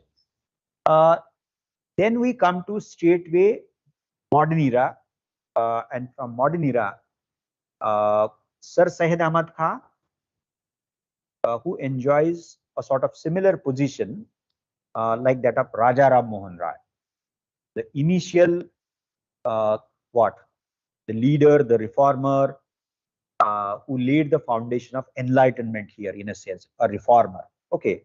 Similarly, as if Sir Syed Ahmad Khan does the same thing in regard with the community Muslim. Okay. Then we have Sri Aurobindo, who becomes subsequently Yogi Aurobindo. Okay. So there are two phases in the life of Aurobindo. So one as a revolutionary from 1893 to 1910, and then the yogi who establishes ashram in Pondicherry and stays there from 1910 to 1950, that is till his death, Yogi Aurobindo. Second thinker. Third thinker, Dr. At primary level, which involves thinkers. Okay, so we are going to study thinkers, which is known as political thought. Political thought, simply speaking, is nothing but intellectual response given by that individual thinker, a woman or man, okay, or other, to prevailing socio-economic political conditions. What is that? Let me repeat it. Political thought is nothing but intellectual response to prevailing, existing social, economic, and political conditions. Now, Plato propounded his political thought by responding to the then socio-economic conditions. Aristotle does the same thing. Machiavelli does the same thing. Hobbes, Locke, Rousseau did the same thing. So is the case of Karl Marx. And the moment we turn to all modern Indian thinkers, Sir Syed Ahmad Khan, Aurobindo, Dr. Ambedkar, Gandhi, and then M.N. Roy, all of them at one level were intellectually responding to their own milieu, that is the socio-economic conditions. So always political thought has that element of context, and therefore the best way of comprehending political thought of every thinker, whether it is Western or Indian, the best way is to first try to understand the context. If we are well aware of the context to which the given thinker was responding to, the rest would follow. Don't worry about that. Okay. Now, what made Plato to prescribe the idea of ideal state? What made Plato to elevate the position of the ruler to something called as philosopher ruler? And philosopher ruler, as the ruler, enjoys supremacist power in the given society. What made Plato to say that? Now, the one simple answer would be this. Greek city-states had undergone a democratic revolution there. And one of the leading city-states in those era happened to be Athens. Okay. But Athens, even though had witnessed democratic revolution, it had also fallen prey to certain problems when it was having that democratic system. There was crass materialism. Everybody was trying to compete for power. Everybody was thinking about one's own interest. And most importantly, Plato's teacher, the great philosopher Socrates, was charged. Then the trial was conducted, and then he was punished to the death. That development, that incident deeply influenced Plato's political thought. And he came to a conclusion that death of Socrates could take place essentially because of the demerits of the, essentially because of A, the prevalence of democracy in Athens, and B, the ignorance of the political rulers, that is the political class which ruled Athens at that point of time. So they were ignorant, they were selfish, because they could not just understand as to what Socrates was trying to tell us. They were not. And there were two reasons. One, they were selfish, and the other, they were ignorant. Now this incident deeply shaped, molded Plato's political philosophy. इसीलिए उन्होंने कहा कि सरकार चलाना, ruling a society, governing a society, is not, let me put it in a very bad way, it is not job of anybody, but the act of governance, the act of managing collective affairs of a society requires a particular kind of individuals who are not ignorant, but who are knowledgeable. Okay. And secondly, they are not supposed to be selfish in character, but they have to be selfless people. And these are the two important traits of the philosopher ruler. Now, philosopher ruler का एक मतलब, एक aspect ये है, एक trait है कि वो philosopher है. Philosopher का मतलब क्या है? सिंपल सा मतलब हम बता सकते हैं ना अभी तो कि they know the nitty-gritties of the reality of the society. They know that, they are aware of, they are not ignorant, but they are knowledgeable. Okay, और दूसरा क्या है, they are not selfish, but they are selfless rulers. जिनका self जा चुका है, उनके लिए पूरा सोसाइटी क्या है, so they identify themselves, their interest with that of the society in general. तो जो सेल्फ बताते हैं ना हम, if I'm a ruler and if I have that self of mine as a bedrock, say for example, then I always will tend to use political power at my disposal essentially in order to protect my interest. प्लेटो ने बोला कि ये कतई होना नहीं चाहिए, इसीलिए उनका फेमस स्टेटमेंट है, unless philosophers become rulers or rulers become philosopher. ये उसमें से कुछ तो होना चाहिए, एक तो फिलोसोफर रूलर होनी चाहिए या रूलर फिलोसोफर बनने चाहिए, तब तक ग्रीक सिटी स्टेट्स के प्रॉब्लम का अंत नहीं होगा, ये बोला है उन्होंने. Either of the two must take place. इसीलिए वो नॉलेज की बात करते हैं. नॉलेज को बहुत ही जितना इंपॉर्टेंस प्लेटो ने नॉलेज को दिया है उतना शायद किसी थिंकर ने दिया है.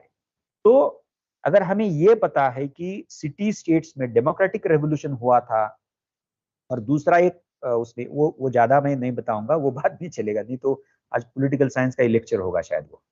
तो एथेंस और स्पार्टा में वॉर हुआ था, वो पेल्पोनेशियन वॉर करके पहचाना जाता है. And it did happen between two groups. One group led by Athens with democracy as a political system, the other was led by Sparta जिसमें डेमोक्रेसी नहीं था. और उस युद्ध में क्या हुआ, the group led by Sparta defeated the group led by Athens. Marathi, sorry to use Marathi, कारण तो एक शब्द आहे. म्हणजे त्या युद्धाचं खापर कुणावर पडलं माहितीये का, म्हणजे प्लेटोनी, म्हणजे Athens was defeated because Athens had democracy. क्योंकि उनका एक ऑब्जेक्शन, बहुत ही डीप ऑब्जेक्शन प्लेटो का डेमोक्रेसी के बारे में क्या था, democracy is that form of government where anybody, even a ordinary person, can become a ruler. He objected that because rule चलाना, गवर्नेंस करना कोई मामूली बात नहीं है उनके हिसाब से देखा जाए तो. इसीलिए उन्होंने कहा only those selected individuals from the Greek society, that is from Athens, who possess the faculty of rationality and the virtue called as wisdom. Wisdom में self आता है क्या, बताइए मुझे, नहीं आता है. There is no place for any sort of selfishness as far as the wisdom and the faculty of reason, rationality is concerned. तो उन्होंने कहा कि जिनके पास ये है वही लोग, वही इंडिविजुअल्स रूलर्स होने चाहिए. इसीलिए फिर लंबा चौड़ा उन्होंने एजुकेशन का सिस्टम बताया था. बहुत ही लंबी सिस्टम है, प्राइमरी एजुकेशन, उसके बाद हायर एजुकेशन आता है, और फिलोसोफर रूलर के लिए थियोरेटिकल एजुकेशन तो है ही है, लेकिन उनको प्रैक्टिकल एजुकेशन भी है. शायद भाग ही जाएंगे फिलोसोफर रूलर, कितने सालों तक पढ़ाई करें हम. ओके, लेकिन है था. तो वो उन्होंने बताया था. किस चीज के लिए उन्होंने बताया था, क्योंकि he wanted only able, rational, wise people to rule the society, and that was to be what, groomed, that was to be ensured through the system called as the system of education. और प्लेटो ने public education system बताया था. ऐसा नहीं कि खाली, जैसे हमारा पास्ट बहुत ही प्रॉब्लमेटिक पास्ट है.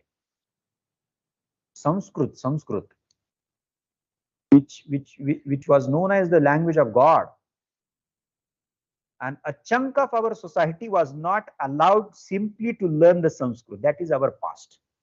We should also look at our past in a critical manner, and as student of Pol Science, we are always predominantly going to look at our past in a very critical manner. We were not allowed to. Education used to be monopoly of one caste in our society. We know for sure. Not long back, okay, the recent past. Now, so if we go back to Plato, Plato talked of the provision of public education, जो state के provision से होने वाला था, and all of us had access to the education, including women. ये बहुत, so this is how we are going to discuss thinkers. You got it? Now, if we want to understand Marxism appropriately, we must first know the nature of capitalism as an economic system which emerged. उसका emergence तो काफी पुराना है, लेकिन 18th century and 19th century. What was going on in capitalism, especially in the European region?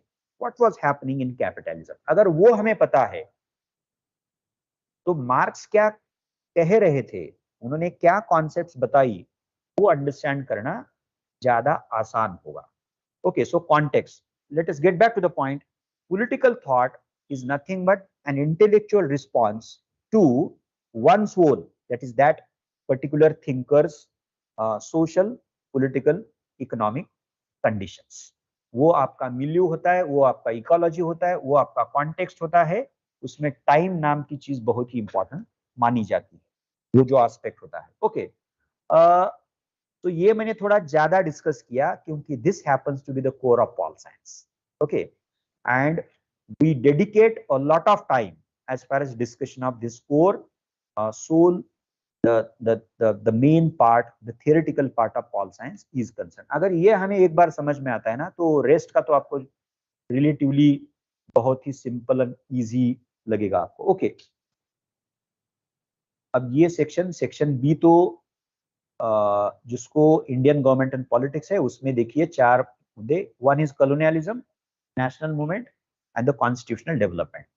काफी evident है, यानी कि कंपनी का rule, decline of Mughal empire, then the East India Company 1857 till 1857, then 1858 till 1947, तो ब्रिटिश क्राउन का rule था हमारा. सो ये वो कॉलोनियलिज्म है, उसमें नेशनल मूवमेंट बहुत ही इंपॉर्टेंट एस्पेक्ट है.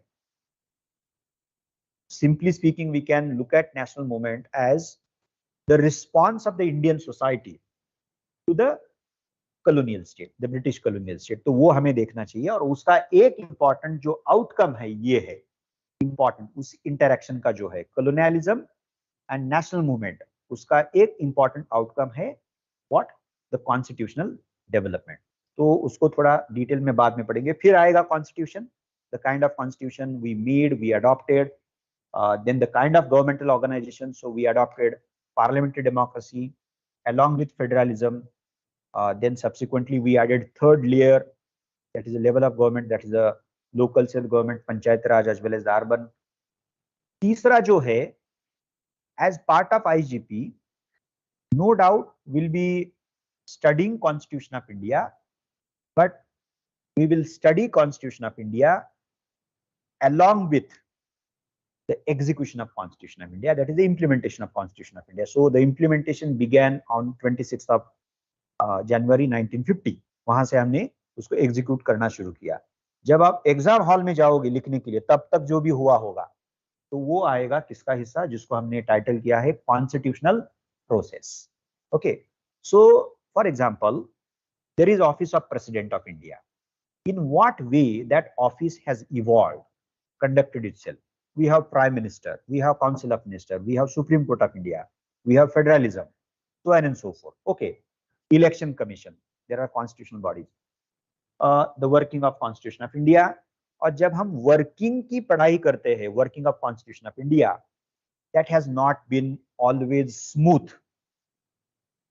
Okay, उसका जैसे बोलते हैं ना कि जर्नी क्वाइट कभी-कभी बहुत ही रॉकी है, उसमें इतने सारे हर्डल्स है, प्रॉब्लम्स है, इश्यूज भी आए थे. So we are suppose to very carefully look at those issues and make appropriate sense of those issues. वो देखेंगे जिसको हम कॉन्स्टिट्यूशनल इंटरप्रिटेशन का इशू मानते हैं.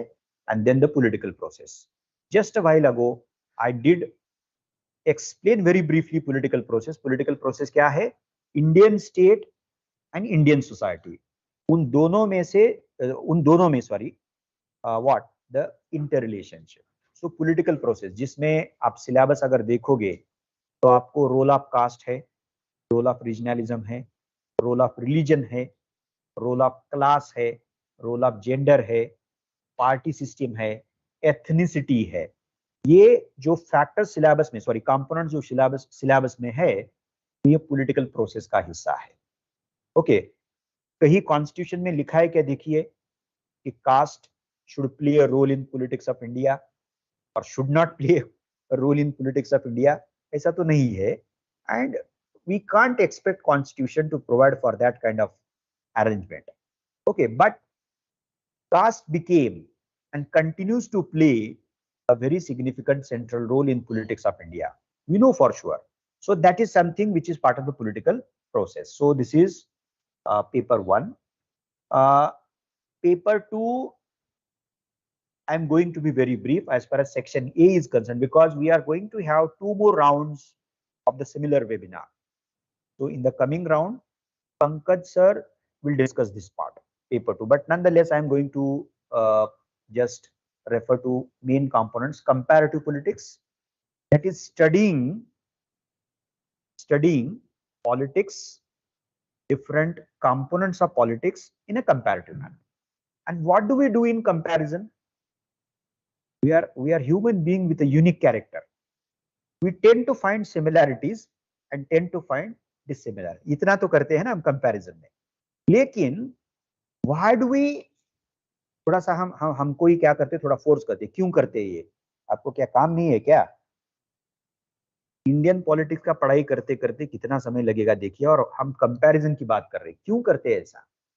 सो that we can get to know as to what is done by the other states and the political systems, and if there is something which is likely to help us, experiment के तौर पे, definitely we will what make it a point to accept that practice with maybe certain changes.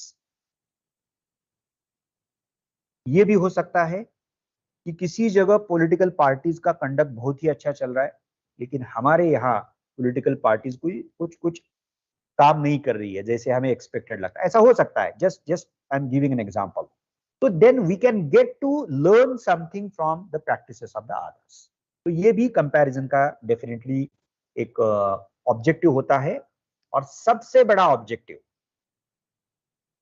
Politics में हम क्या करते हैं as a discipline, as a subject, we basically fundamentally try to understand, comprehend, explain and analyze political reality.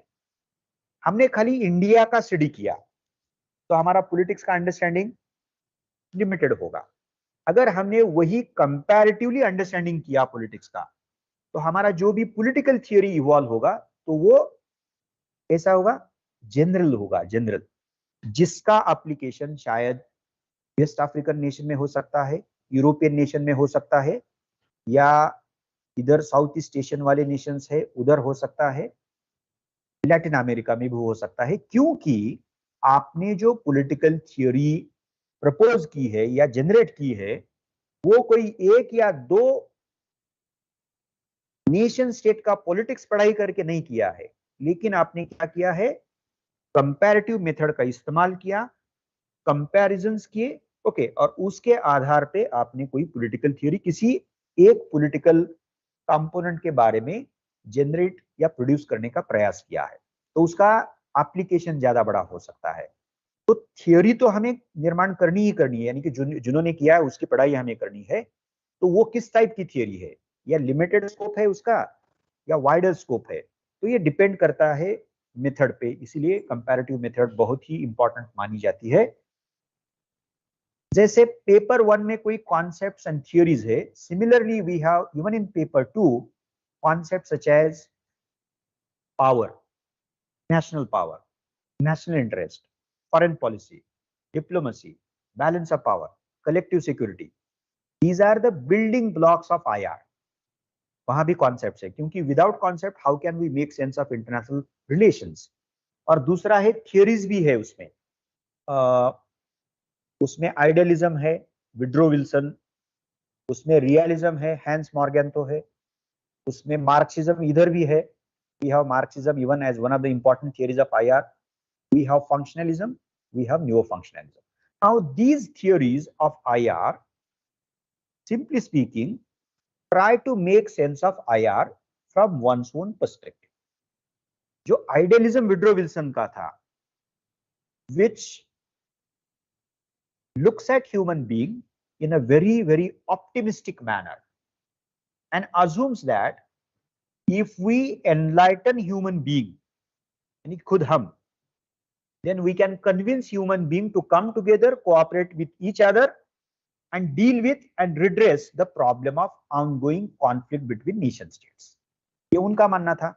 इसीलिए league of Nations का जो proposal था, he advocated that League of Nations as an international organization. So उन्होंने एक vision बताया कि हम कोई ऐसा बड़ा ऑर्गेनाइजेशन, वो लीग ऑफ नेशन का तो एक्सपेरिमेंट फेल गया, उसके बाद second world war, and then we had UNO in place. Now we have UNO in place. But nonetheless, idealism as one of the important theories of IR thinks about establishment of international organization.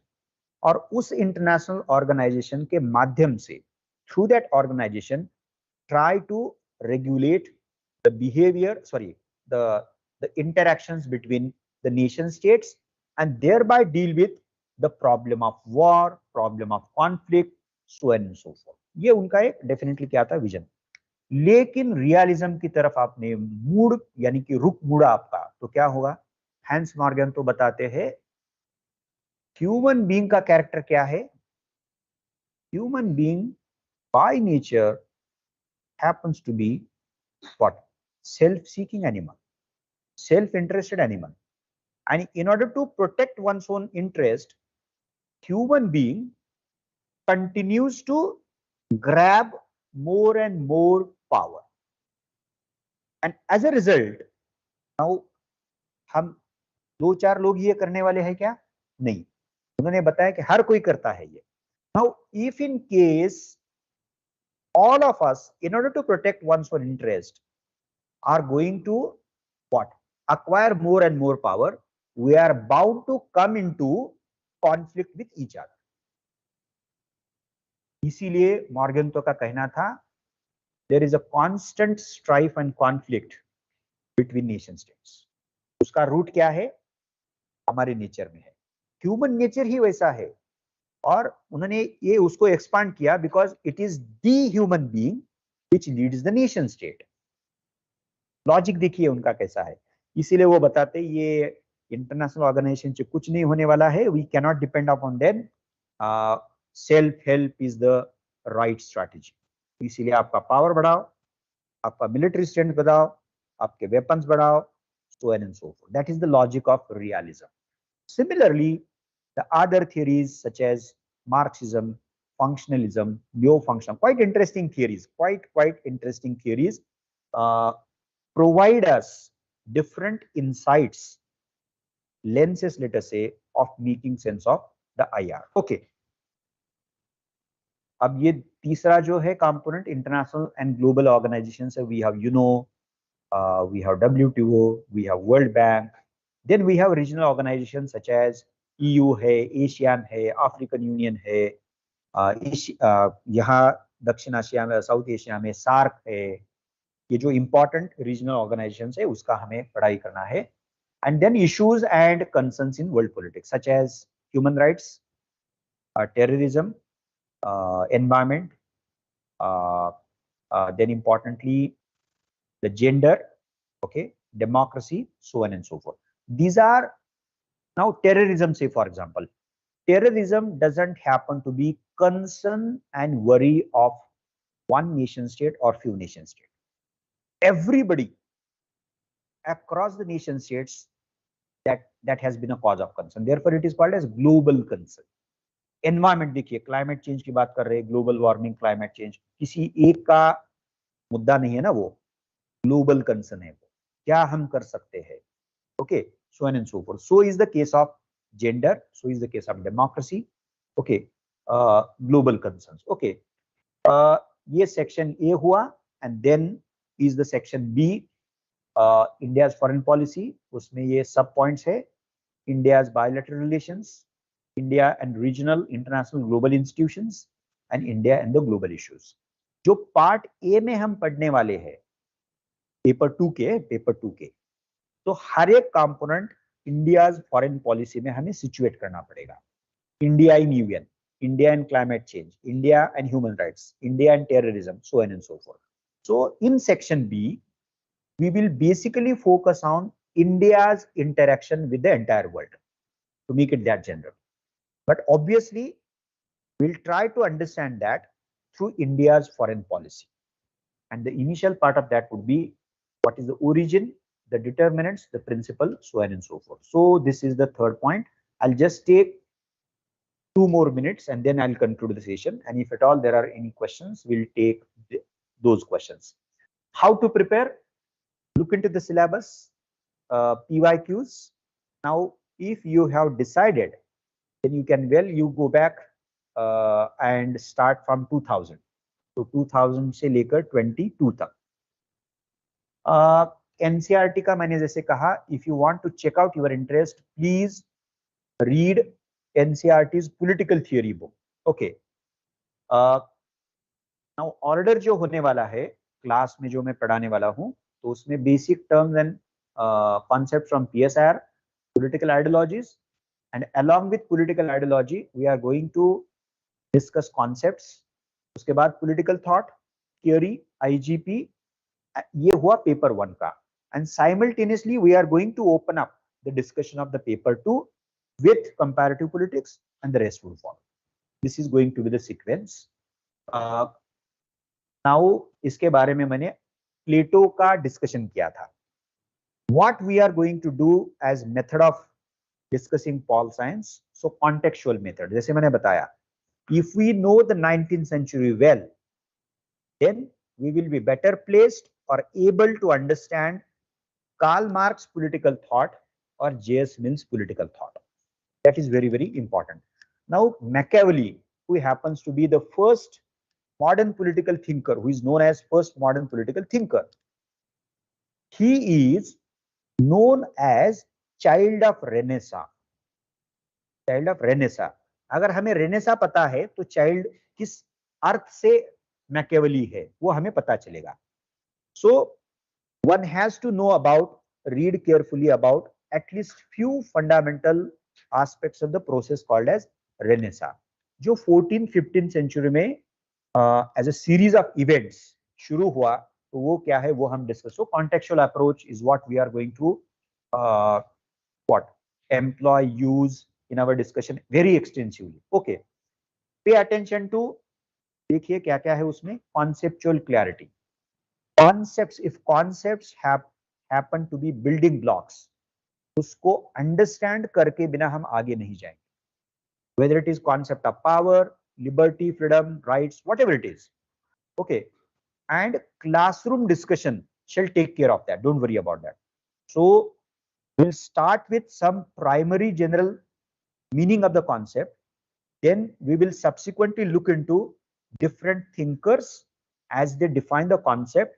Then various ideologies as intellectual schools who propound a particular meaning or interpretation of the concept. Okay, क्योंकि Paul science में ऐसा कतई नहीं होने वाला है कि देखिए उसमें एक डेफिनेशन है फ्रीडम की, वो पता चली कि बात पूरी हो गया. ऐसा नहीं होने वाला है, क्योंकि freedom as a concept is interpreted by liberals in a different manner, socialists in a different manner.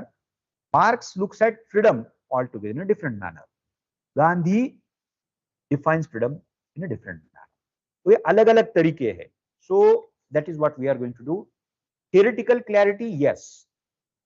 So liberalism, socialism, Marxism, feminism, Gandhism, ये अलग अलग theoretical frameworks है. Okay, तो एक फ्रेमवर्क दूसरे फ्रेमवर्क से अलग कैसे है, ये तो हमें बहुत ही केयरफुली देखना पड़ेगा. और पॉल साइंस में what does the particular theory say about individual dash human being, उसका ह्यूमन बीइंग का अंडरस्टैंडिंग क्या है. जैसे मैंने अभी अभी कहा ना कि idealism as one of the theories of IR is very optimistic about human nature, लेकिन मॉर्गन तो का realism very pessimistic. Very very pessimistic. अब गांधी को लीजिए, was Gandhi optimistic or pessimistic about human nature? Very optimistic, deeply optimistic थे. तो वो बहुत ही एक बेडरॉक है, फाउंडेशनल चीज है, वो इंपॉर्टेंट एस्पेक्ट है. If we know about that, then the other concepts, that is the way in which the given thinker responds intellectually to the conditions, we will be better placed to understand those concepts as intellectual response. तो human nature का उनका understanding क्या है, society के बारे में वो क्या कहते हैं, दूसरा मुद्दा होने वाला है. Second aspect would be how does the particular thinker make sense of society और कम्युनिटी, वो क्या किस तरीके से देखते हैं. तीसरा है उनका स्टेट के बारे में क्या कहना है. जैसे मैंने गांधी का एग्जांपल दिया, मार्क्स का एग्जांपल दिया, रेडिकल फेमिनिज्म का एक स्टेटमेंट मैंने आपको बताया. और चौथा जो होगा ऑब्वियसली कि उनका विजन क्या है. प्लेटो का क्या था, गांधी का क्या था, बी आर अम्बेडकर का क्या था, so on and so fourth. You got it? Yes. So theoretical clarity, ये कंफ्यूजन बिल्कुल नहीं होना चाहिए कि लिबरलिज्म और सोशलिज्म अलग क्या है, उसमें सोशलिज्म मार्क्सिज्म उसमें डिफरेंस क्या है, तो ये हमें पता ही होना चाहिए.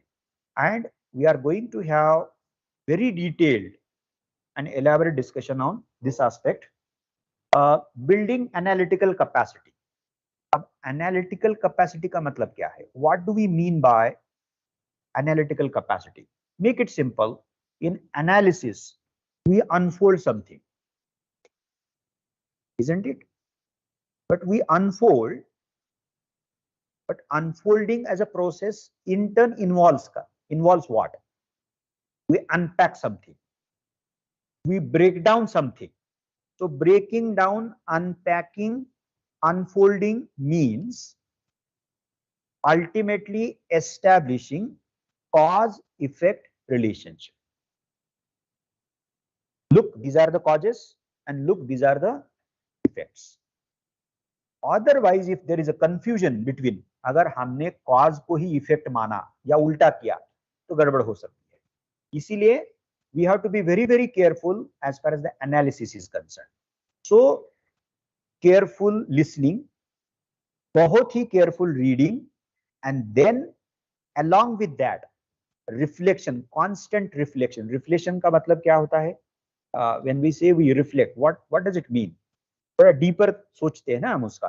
रिफ्लेक्शन का मतलब डीपर थिंकिंग होता है, ये ऐसा ही है या कोई और उसकी पॉसिबिलिटी है, ये क्यों ऐसा है, अगर ऐसा नहीं होता कुछ अलग तरीके से होता तो उसका नतीजा क्या होता, so and so forth. Okay, so analytical capacity तो ये हमें बिल्ड करनी ही करनी है. Okay, language and articulation, this is going to play a very critical role in Paul science. 99% students face difficulty in respect with PSIR का terminology. तो इसीलिए शुरू से उसका आंसर क्या है बताइए मुझे.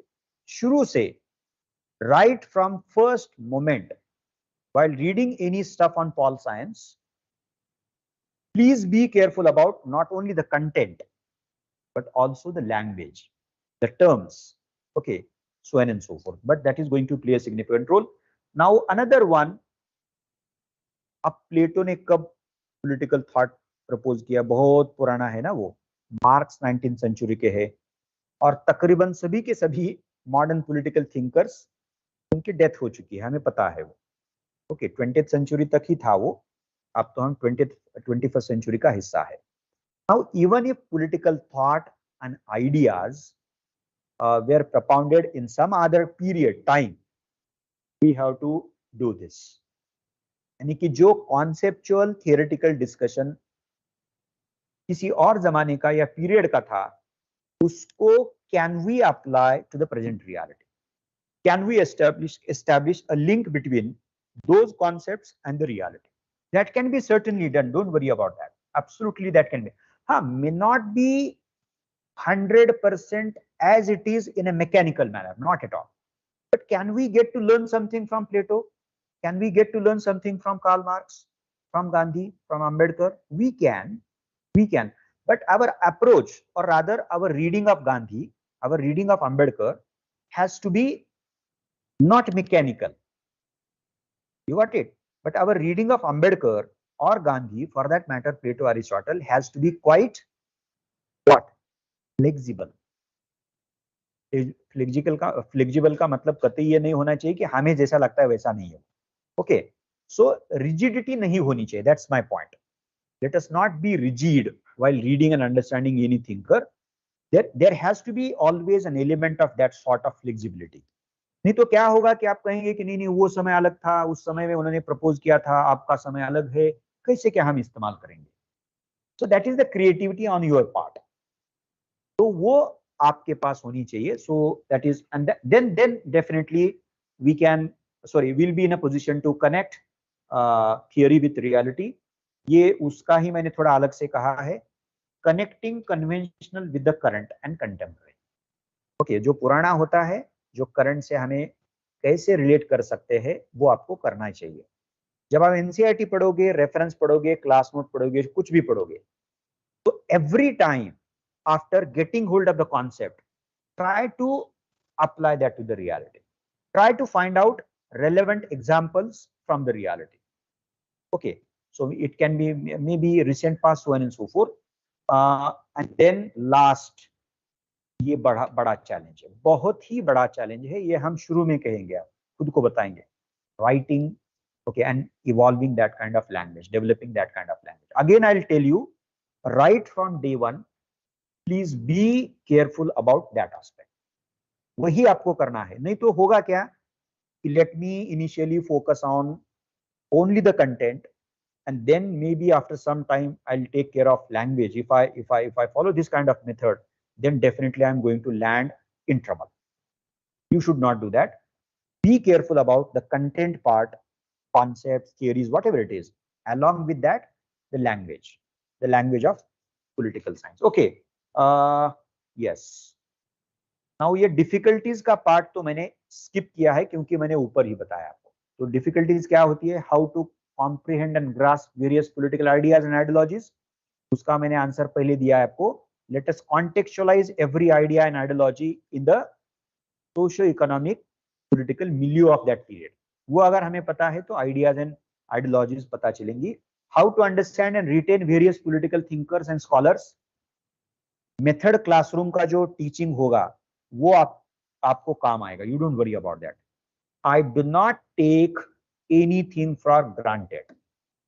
We make it a point to start from scratch, zero. You don't worry about that. Okay, so ये डिस्कशन पे छोड़ दीजिए. How to differentiate between and retain so many concepts, issues, ensure analytical and theoretical mode. Again I will say that will be dealt with. The teaching method, how to keep track of current contemporary events. जो भी discussion class में होगा, तो every time, even if we discuss Plato's concept from ancient era, we make it a point to relate with the reality. So we try to bring in relevant examples from maybe the recent past, maybe the current times. तो वो classroom में किया जाएगा. जब आप बार बार सुनोगे उसको, eventually you would develop that ability to do that. You don't worry about that. Okay. How to develop the terminology of PSIR? Read carefully. That is the only answer.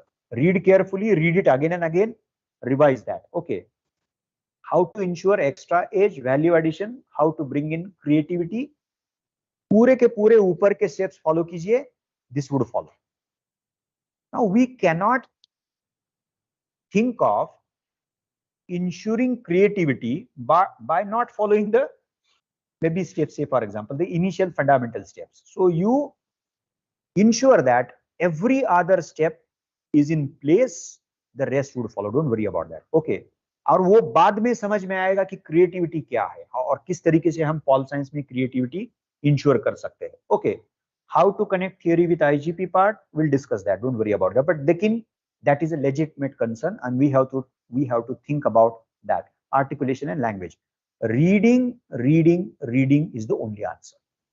It is through that continuous multiple readings that you can what articulate, ensure of articulation. Unique way, just half a minute. Extensive classroom teaching, substantial time slot for discussing conceptual and theoretical part. Participative learning, that is something we encourage. You are free to ask me any question right in the middle of the class or after the class. You don't worry about that. So we encourage that, because if we don't do that, तो उसका कोई मतलब नहीं है. Extensive study material, you don't worry about the study material. And few of you must be aware of that. We have come up already with 2 volumes, which comprises of model answers. These are on paper 1. Third volume will be available on Monday or Tuesday.